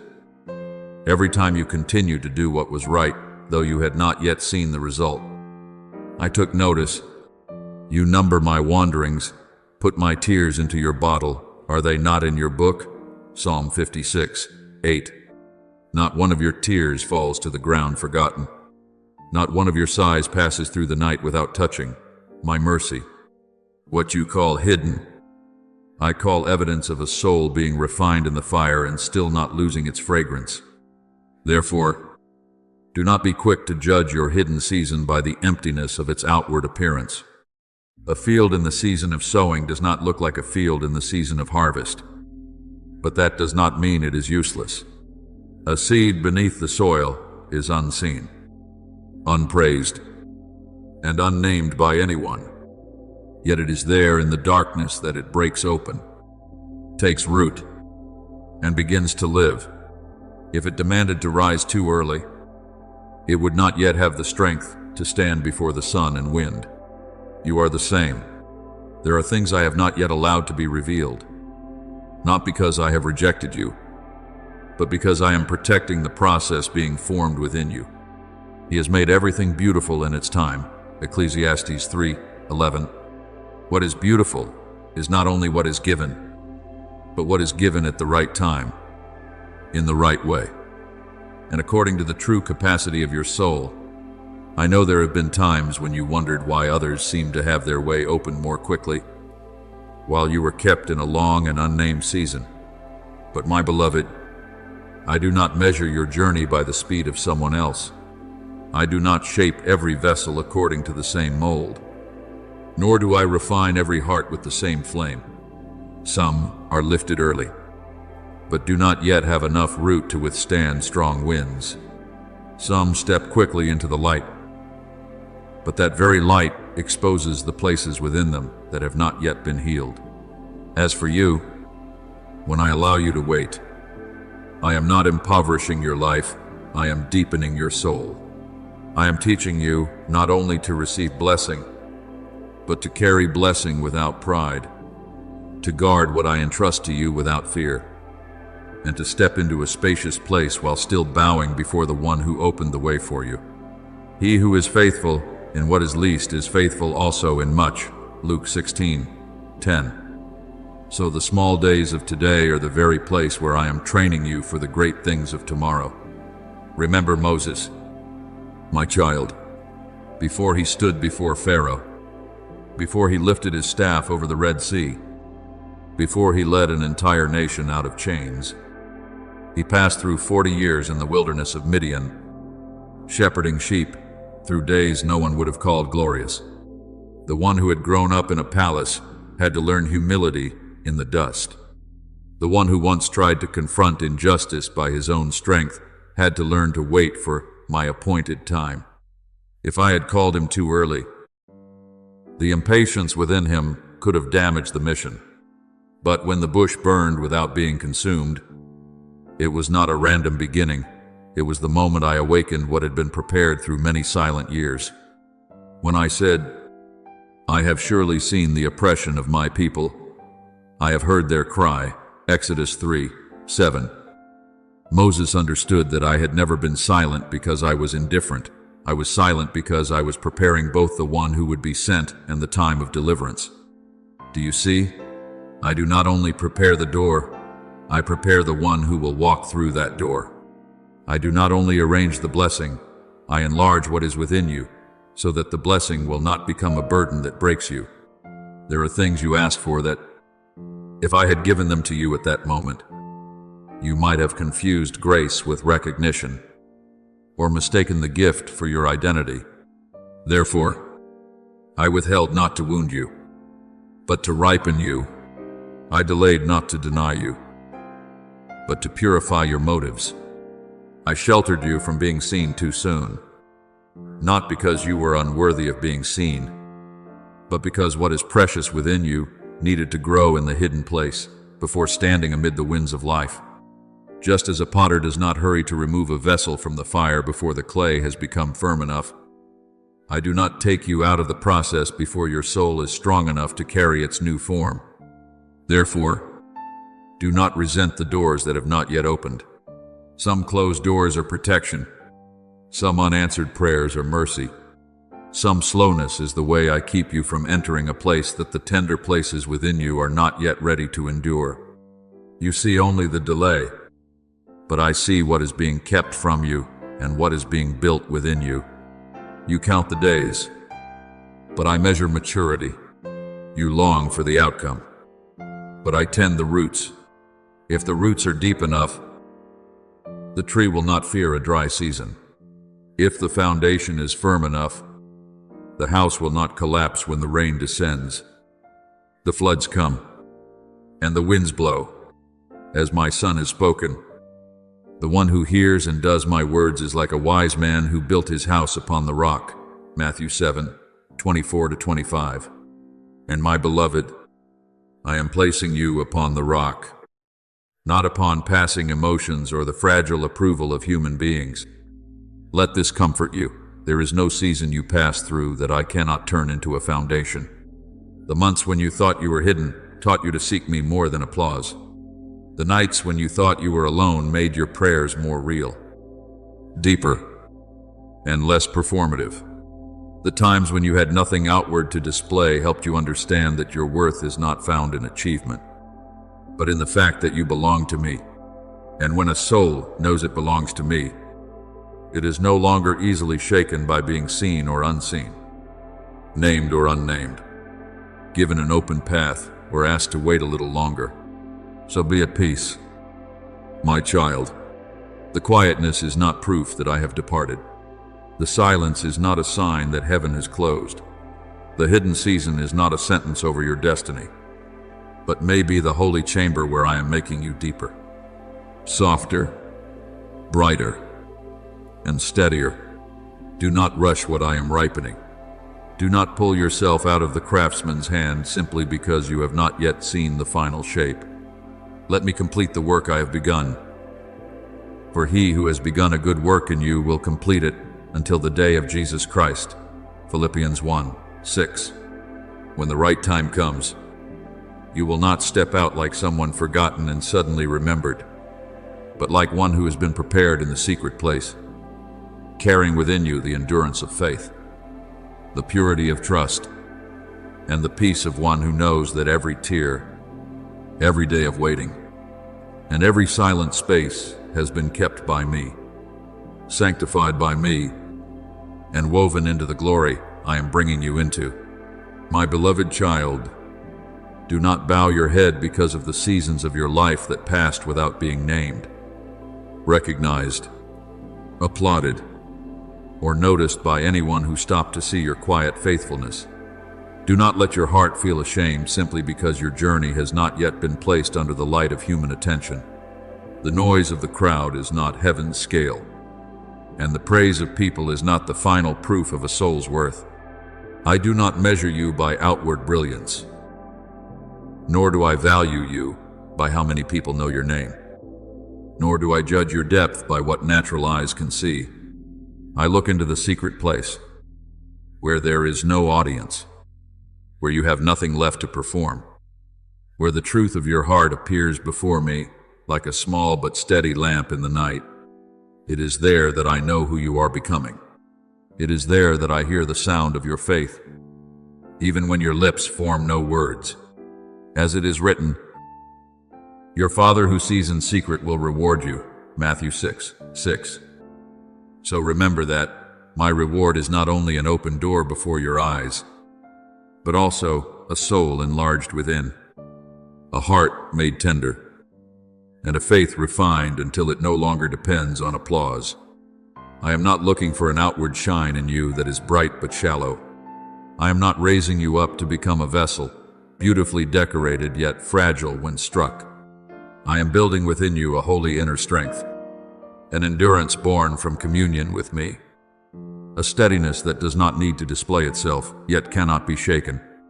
There are seasons when I allow you to remain in the hidden place, not because you have been excluded from my plan, but because I am protecting the precious thing being formed within you from haste, from pride, from fear, and from pressures you do not yet need to carry. You thought you were being held back, but in truth, you are being ripened in the hands of the one who knows which season is for sowing, which season is for watering, which season is for pruning, and which season is for revealing. He has made everything beautiful in its time, Ecclesiastes 3:11. And my timing does not come to satisfy your impatience, but to complete what is most beautiful within you. Therefore, do not despise the small things you have done in silence. A word of forgiveness you chose to give while your heart was still hurting is not small before me. A time when you remained silent so you would not sow more bitterness, even though you had every reason to answer back, was not overlooked by me. A day when you still knelt in prayer though your circumstances had not yet changed. A moment when you chose integrity though no one praised you. An instant when you refused the easier path in order to keep your heart pure. All of these rise before me like the fragrance of an offering that pleases me. As it is written, let my prayer be set before you as incense. Psalm 141:2. Know that it is not only the prayer of your lips that rises before me, your quiet obedience, and the unseen victories within your heart also become a holy fragrance. Remember Ruth, my beloved child. She did not step into the story of redemption with a trumpet blast or a radiant reputation. She was only a widow, far from her homeland, following Naomi in quiet faithfulness, gathering the leftover grain in the field of Boaz. No one in that day looked at Ruth and imagined that her life would be placed in the lineage leading to David, and from there pointing toward Christ. But I saw what human beings did not see: a loyal heart, a love that would not give up, and a humility willing to bend down and do small things without resentment. When Ruth said, your people shall be my people, and your God, my God, Ruth 1:16, she did not know that her faithful words were opening a road far beyond her own life. Do you see? Small footsteps in a field that seems nameless can still belong to my great plan. What you do in a lowly place today may be something I am weaving into a legacy you cannot yet see. The harvest does not appear suddenly one day, as though fruit simply falls from the sky with no history behind it. The harvest is formed through many quiet days of sowing, many nights of waiting, and many moments when you continued to obey without any sign to encourage you. A seed does not become a field simply because it dreams of harvest. It must be willing to lie in the soil, to break open, to be watered by tears, and to grow in conditions that human eyes cannot yet see. In the same way, what I am preparing for you does not come by chance, but from an entire process I have been quietly weaving through each faithful choice you have made. He who is faithful in what is least is faithful also in much, Luke 16:10. And when I entrust more to you, I do not only listen to what you say about being ready, I look at the evidence written in the days without lights, without an audience, and without an immediate reward. My beloved child, if today you are still walking through a mist, do not accuse yourself of having lost the way. You may not yet see the map, but you are still not outside my guidance. You may not yet understand why you must pass through winding paths, why certain doors have not opened, or why certain promises still seem far away. But I do not lead you in circles in order to exhaust you. I know there are battles that, if you entered them too soon, would wound your heart more deeply than necessary. I know there are heights that, if you climbed them too quickly, would make you dizzy because the foundation within you was not yet steady enough. I know there are responsibilities that, if given before you had been deepened, would become a burden instead of an honor. Therefore, my covering is not rejection, it is mercy guarding your destiny. Do not become bitter toward my slowness, for within that slowness is the precision of love. I hold you back not to make you smaller, but to make you deeper. I hide you not because you are unworthy of being seen, but because what I have placed in you is too precious to be brought forth before its season. The refiner does not remove gold from the fire while impurities are still rising. The potter does not take the vessel from the kiln while the clay is not yet strong enough. The gardener does not pluck the fruit before its flavor has ripened. In the same way, I am not in haste with you, because I love you too much to hand you over to a moment that has not yet been sanctified. The genuineness of your faith, being much more precious than gold that perishes, though it is tested by fire, 1 Peter 1:7, is being revealed through the trial, and in that testing, you are not being destroyed. You are being purified so you may shine in the right way. So lift up your head, my child, but do not lift it in pride, lift it in trust. Do not despise the silence, for there I have spoken to you in the most subtle ways. Do not hate the nameless days, for there I have laid the foundation for the identity that belongs to me within you. Do not look with contempt upon the wounds you have passed through, for I can turn them into compassion, into wisdom, into light for others. When the day I have appointed comes, you will look back and understand that no stretch of the road was wasted, no tear was lost, and no act of obedience fell into forgetfulness. I was with you in the secret place. I saw you when no one else saw. I held you when you thought you were merely forcing yourself to keep going, and I will bring you forth at the right time, not like someone forgotten who has suddenly been remembered, but like a soul that has been refined, softened, strengthened, and prepared to carry what I have appointed with humility, peace, and holy glory. My beloved child, understand deeply what I am doing in your life. What is coming is not merely a slight change on the surface, not merely a more convenient door, an easier circumstance, or a new garment placed upon you so that you may feel different for a moment. No, what I am activating within you is far deeper than that. I am not only changing your position, I am touching the foundation within you.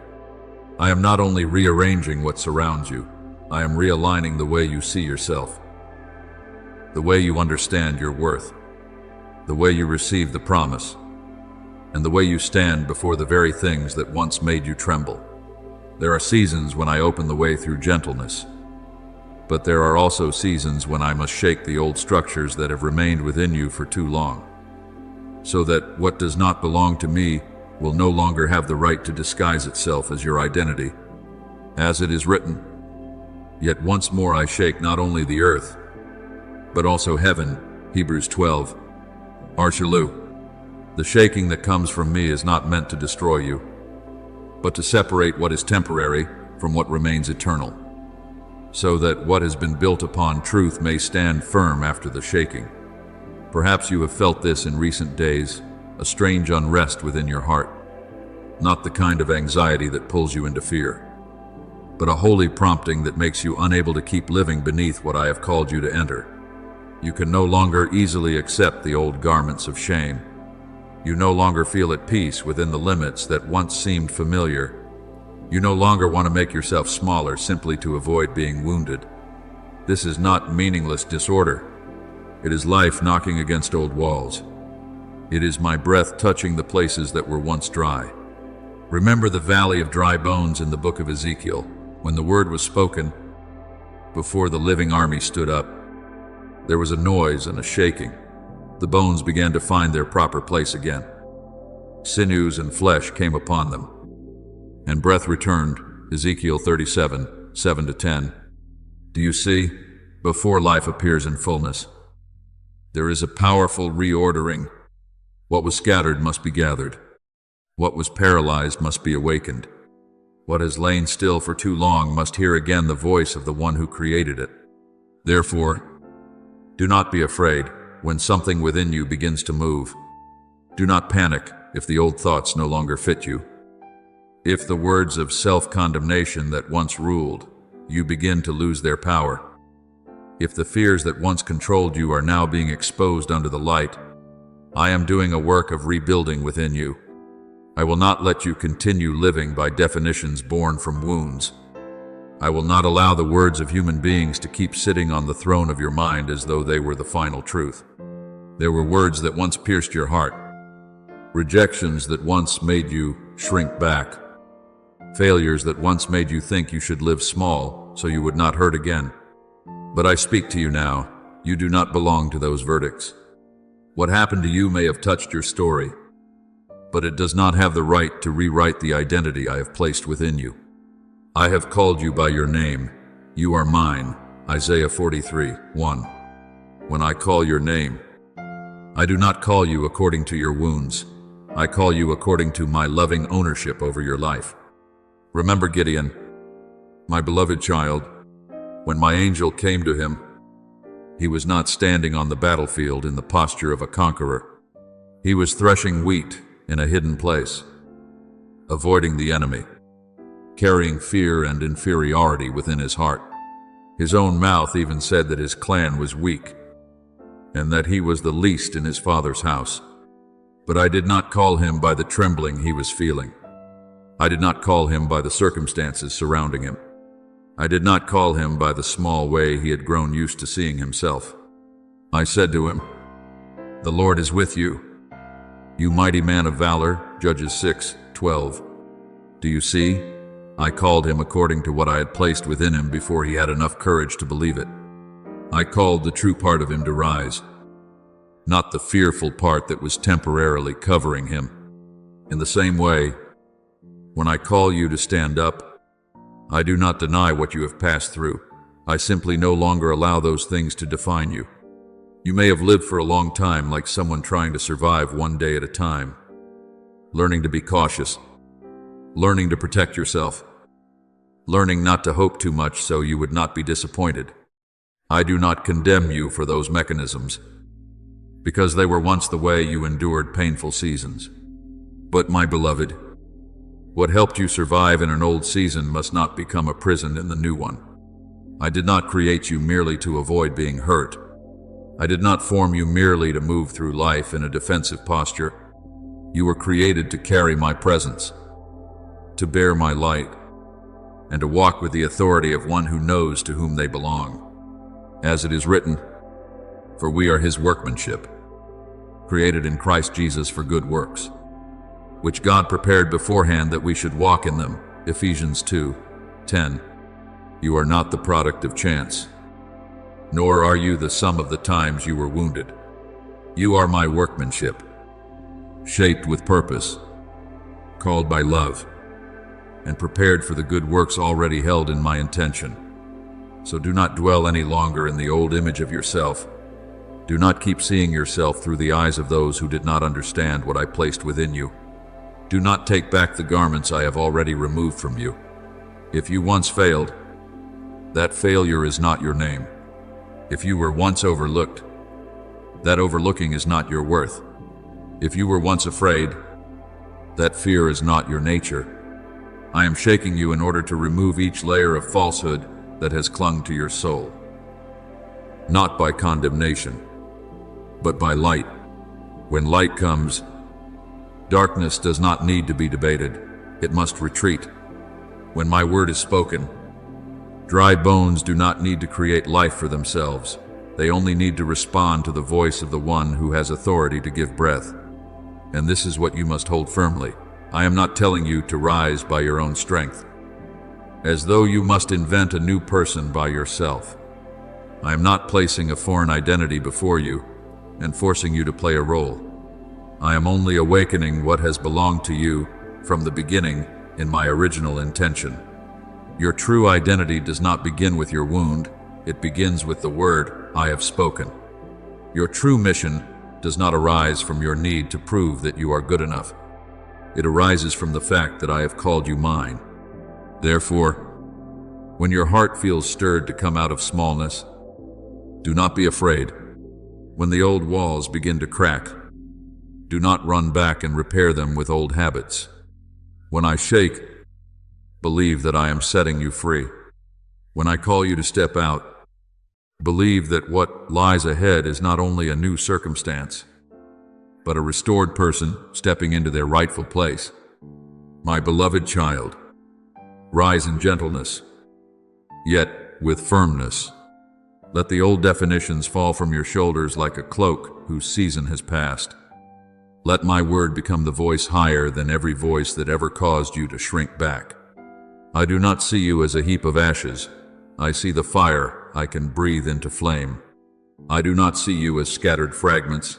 I see an army rising to life when my breath enters in. I do not see you as one who has merely survived. I see you as one sent to carry my light, my peace, and my authority into places that are still dark. And when this shaking is complete, you will understand that I never came to shatter you.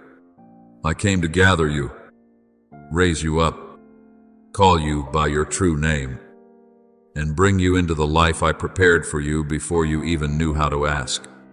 My beloved child, if in these days you sense a quiet urging rising from the hidden depths, a rhythm of calling you cannot yet name, a restlessness that does not feel like confusion but like your soul, hearing the footsteps of a new season, do not be quick to silence it simply because you fear stepping out of what is familiar. There are movements within that do not come from emotional exhaustion, nor from meaningless instability. They come when I am stirring the waters that have remained still within you for too long, so that you will not continue sleeping in the old place of safety as though it were your final destiny. This is often how I work with those I love. I call before I send. I awaken before I entrust. I shake before I establish. I touch the depths before I widen the road ahead. As it is written, awake, you who sleep.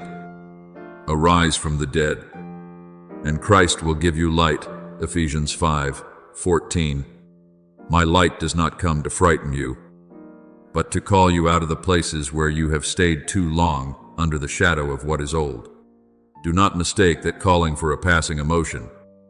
My beloved, emotion may rise and then settle, but my calling will return in many ways, through the prompting within your heart, through questions that refuse to be silenced, through the inability to remain satisfied with a life beneath what I have appointed.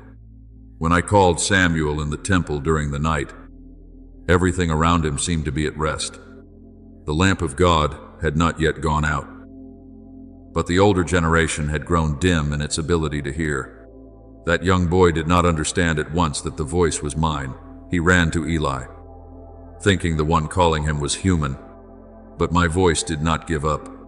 I called again, and then again, until that young heart learned to answer. Speak, for your servant hears. 1 Samuel 3:10. Do you see? I did not demand that Samuel understand everything from the first moment. I only sought in him a heart willing to listen. In the same way, what I seek in you today is not instant perfection, not a readiness completely free from trembling, but a soul that can say in humility, Lord, here I am, lead me. Therefore, when a gentle but persistent pull appears within you, making you no longer want to live as before, no longer able to tolerate the old garments of shame, no longer at peace when returning to the ways you once limited yourself, recognize that this may be a sign that I am awakening your capacity to respond. My calling is not an alarm bell of disaster. It does not come to threaten you, nor to thrust you into chaos, nor to make you lose direction. It is an invitation into maturity. It calls you out of delay, out of self-pity, out of the habit of seeing yourself through the lens of what has already happened. For when I speak, My word does not merely announce, my word creates. So shall my word be that goes forth from my mouth. It shall not return to me void. Isaiah 55:11. If I have called, then within that calling there is already grace for you to move forward, strength for you to rise, and light for you to recognize the path.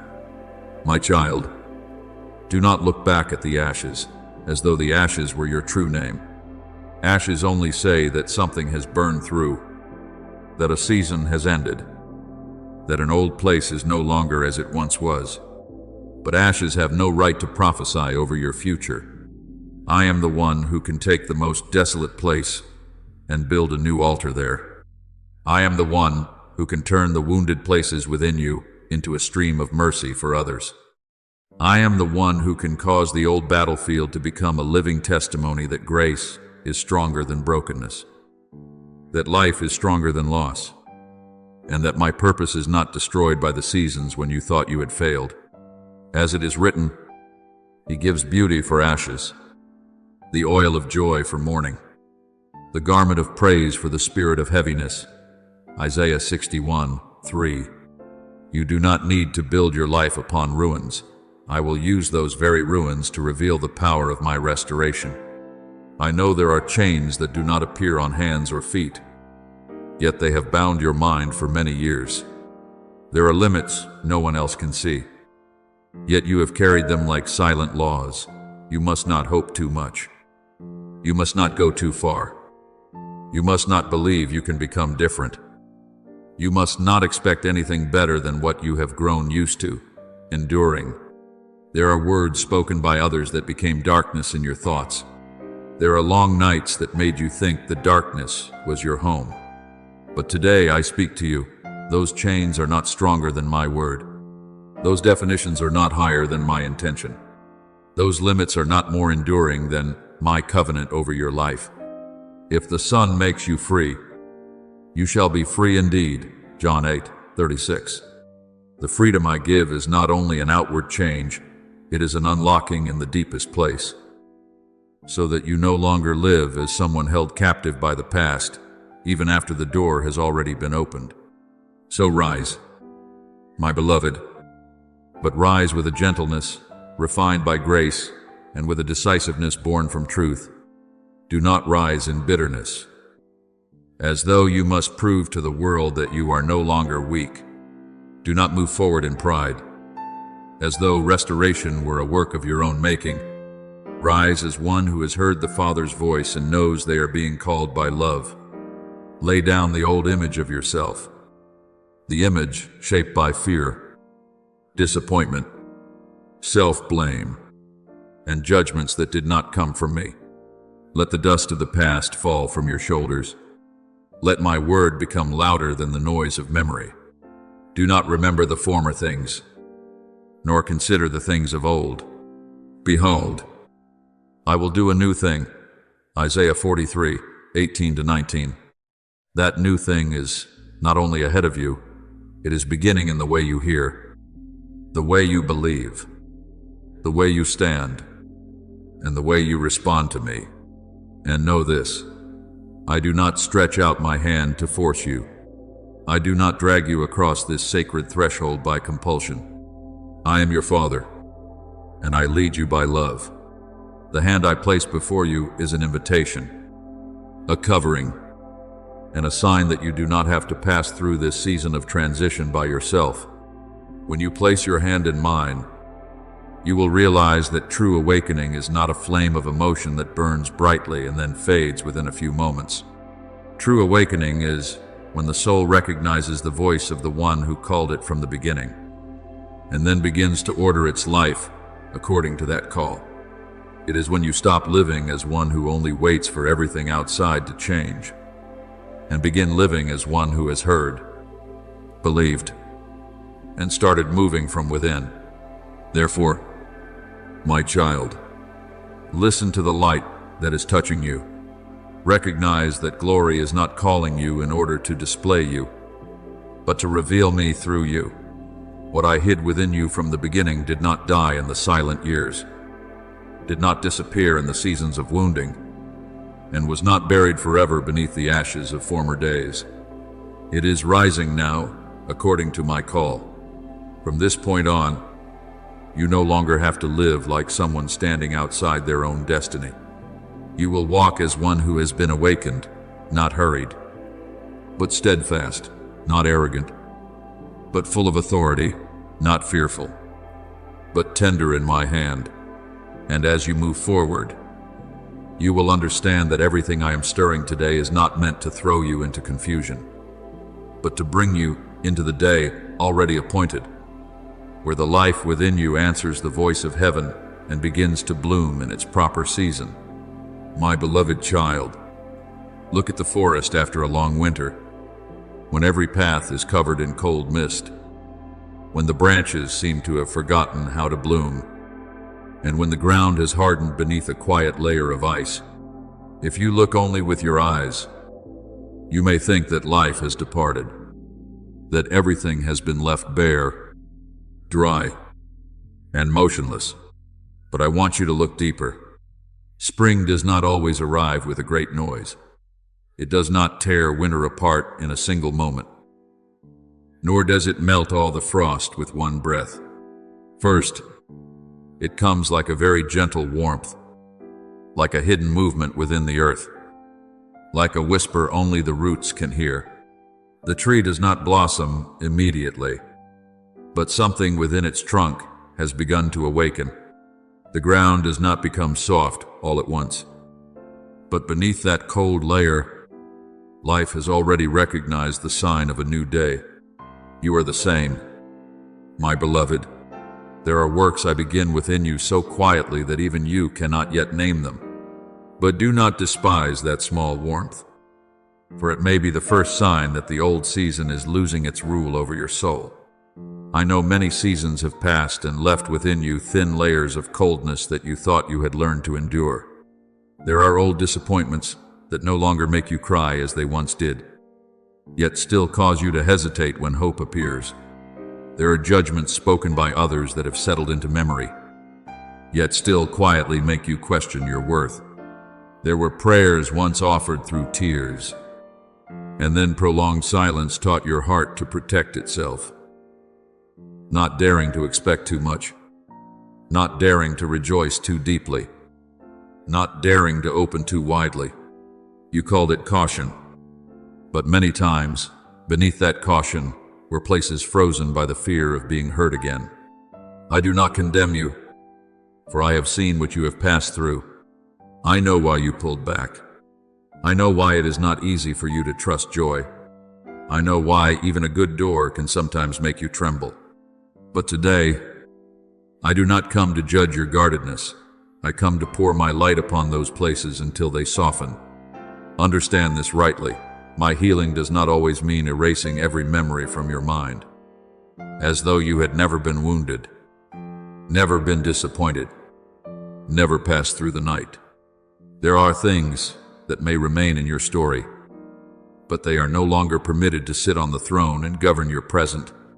I do not necessarily remove every trace of the journey from you. I change the authority of those traces.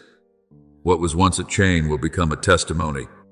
What was once darkness will become the background against which my light is recognized more clearly. What once made you afraid will become the place where you learn my faithfulness. As it is written, the light shines in the darkness, and the darkness did not overcome it. John 1:5. Darkness may have been present, but it has no right to prevail over the light. The memory may remain, but it is no longer your master. The wound may once have hurt, but it is no longer your name. Therefore, do not panic if the past sometimes rises within your heart. Freedom does not mean you never remember what has happened. Freedom means what happened no longer commands you. Restoration does not mean you become a person without a history. Restoration means your history is placed beneath my light, reinterpreted by grace, covered with purpose, and no longer allowed to distort your identity. I can take the very place where you were once wounded and place mercy there. I can use the very place where you once feared to build courage. I can turn the very place once covered in shadow into a window through which light enters, just as Joseph said to his brothers, "You meant evil against me, but God meant it for good." Genesis 50:20. You too will see that I have the power to change the meaning of what seemed intended only to break you. Remember the blind man at Bethsaida, my beloved child. When they brought him to my son, the healing did not happen in the way everyone might have expected. My son touched his eyes and then asked what he saw. The man answered that he saw people like trees walking. He could see, but not yet clearly. Then my son placed his hands on his eyes again, and only then did he see everything plainly. Mark 8:22-25. There is a deep tenderness in that story. Some healings unfold in layers, not because my power is incomplete, but because I care for you in a way your soul can receive. I am not in haste with the sensitive places within you. I am not rough with what has been wounded. I touch, and then I touch again. I open, and then I bring clarity. I warm, and then I soften. I lead you from dimness into full light. Do not despise the stage where you are better, but not yet seeing everything clearly. For even that step is a sign that my hand is at work. And when that softening begins to take place, you will realize that your spiritual breath has become deeper, not because every circumstance immediately becomes easier, not because everyone around you suddenly changes, not because every door opens at once before your eyes, but because within you there is now a new space for my life to move. The things that once threw you into panic will no longer be able to pull you down into the depths as easily as before. The shadows that once grew exaggerated in your mind will gradually be seen for what they truly are, only shadows. No longer ruling powers. The old threats will lose their volume. The fears that once filled the whole room of your soul will begin to shrink as truth grows larger. This is one of the ways I break the power of fear. I do not always remove every outward cause at once, but I build within you a peace stronger than that cause. As it is written, God has not given us a spirit of fear, but of power and of love and of a sound mind. 2 Timothy 1:7. When that spirit becomes alive within you, you are no longer so overwhelmed by what is outside that you forget the one who dwells within. My beloved child, I change the proportion of all things by my presence. When you look through the lens of fear, even the shadow of a tree can appear like a mountain. But when you stand in my truth, what once seemed enormous begins to become smaller, not because it was never frightening to you, but because it is no longer allowed to become greater than me within your heart. Fear shrinks when you stop agreeing with its lies. Darkness retreats when you no longer feed it with wounded imagination. The wound loses its throne when I place upon it a new word. You no longer have to say, I am someone who has been wounded. You can say, I am one who has been preserved, healed, raised up, and touched by the light. You no longer have to live like someone always guarding against the return of winter. You can live as one who has recognized the warmth of spring moving through every deep layer of the heart. Therefore, be patient with your resurrection. Do not demand blossoms when the roots have only just begun to drink again. Do not conclude that nothing has changed simply because the ice has not yet melted from every branch. Pay attention to the small signs of what I am doing. A moment when you remain calmer before something that once unsettled you. A moment when you dare to hope even though you once only wanted to protect yourself. A moment when you hear an old memory speak but no longer follow it. A moment when you choose prayer instead of withdrawing. A moment when you feel your heart soften again toward joy. These things are not small in my eyes. They are the stream flowing beneath the old soil. They are life returning. They are light, gradually overcoming darkness in a quiet but certain way. So let me continue melting the frozen layers within you by my love. Do not rush to force yourself to become strong in a hardened way. The strength I give does not make you unfeeling. It makes you safe enough to remain tender. The peace I place within you is not a denial of pain. It is the power to stand firm in the very place that once made you tremble. The light I shine upon you does not deny that the night was once real. It simply declares that the night is no longer king, and from this point forward, the past will no longer guide you as it once did. You will walk as one warmed from within, like a forest after winter, quietly preparing to bloom. Like ground that was once frozen hard, now beginning to soften beneath the breath of heaven. I am making you new, not with a brief flash that quickly fades, but with my enduring, hoy, and deep life. Trust me, my beloved, the springtime of your soul has begun, and my light will not stop until what was once frozen within you has been touched, released, and called back into life. My beloved child, there are times when you feel your heart grow heavy and immediately think you must have taken the wrong path. There are sudden pressures that rise within your mind and make you think everything is becoming disordered, as though the peace you once had has been taken away, as though the movements within you are only signs of instability. But I want you to pause in stillness and see with different eyes. Not every pressure comes to break you. Not every shaking is a warning that you have drifted from my will. There are holy seasons when the very thing that makes you feel stretched is evidence that you are leaving the old shore and entering a deeper current. My peace is not always a perfectly still surface. Often, true peace is the ability to stand firm when the waters begin to move. As it is written, when you pass through the waters, I will be with you, and through the rivers, they shall not overflow you. Isaiah 43:2. I did not promise that you would never meet strong waters. I promised that those waters would have no power to swallow you when I am with you. Picture a boat that has grown accustomed to being anchored in calm waters, where the wind is gentle, the waves are low, and everything seems easy to control. When it begins to be led away from the harbor into a deeper current, the body of the boat will tremble more.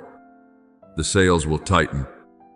The helm will require greater attention, and the one steering will no longer be able to drift carelessly as when the boat was still. But that trembling does not prove the boat is moving in the wrong direction. On the contrary, it is a sign that it has left the narrow place and entered the waters it was created to cross. You are the same. My beloved, there are movements in your life that cannot be measured by comfort.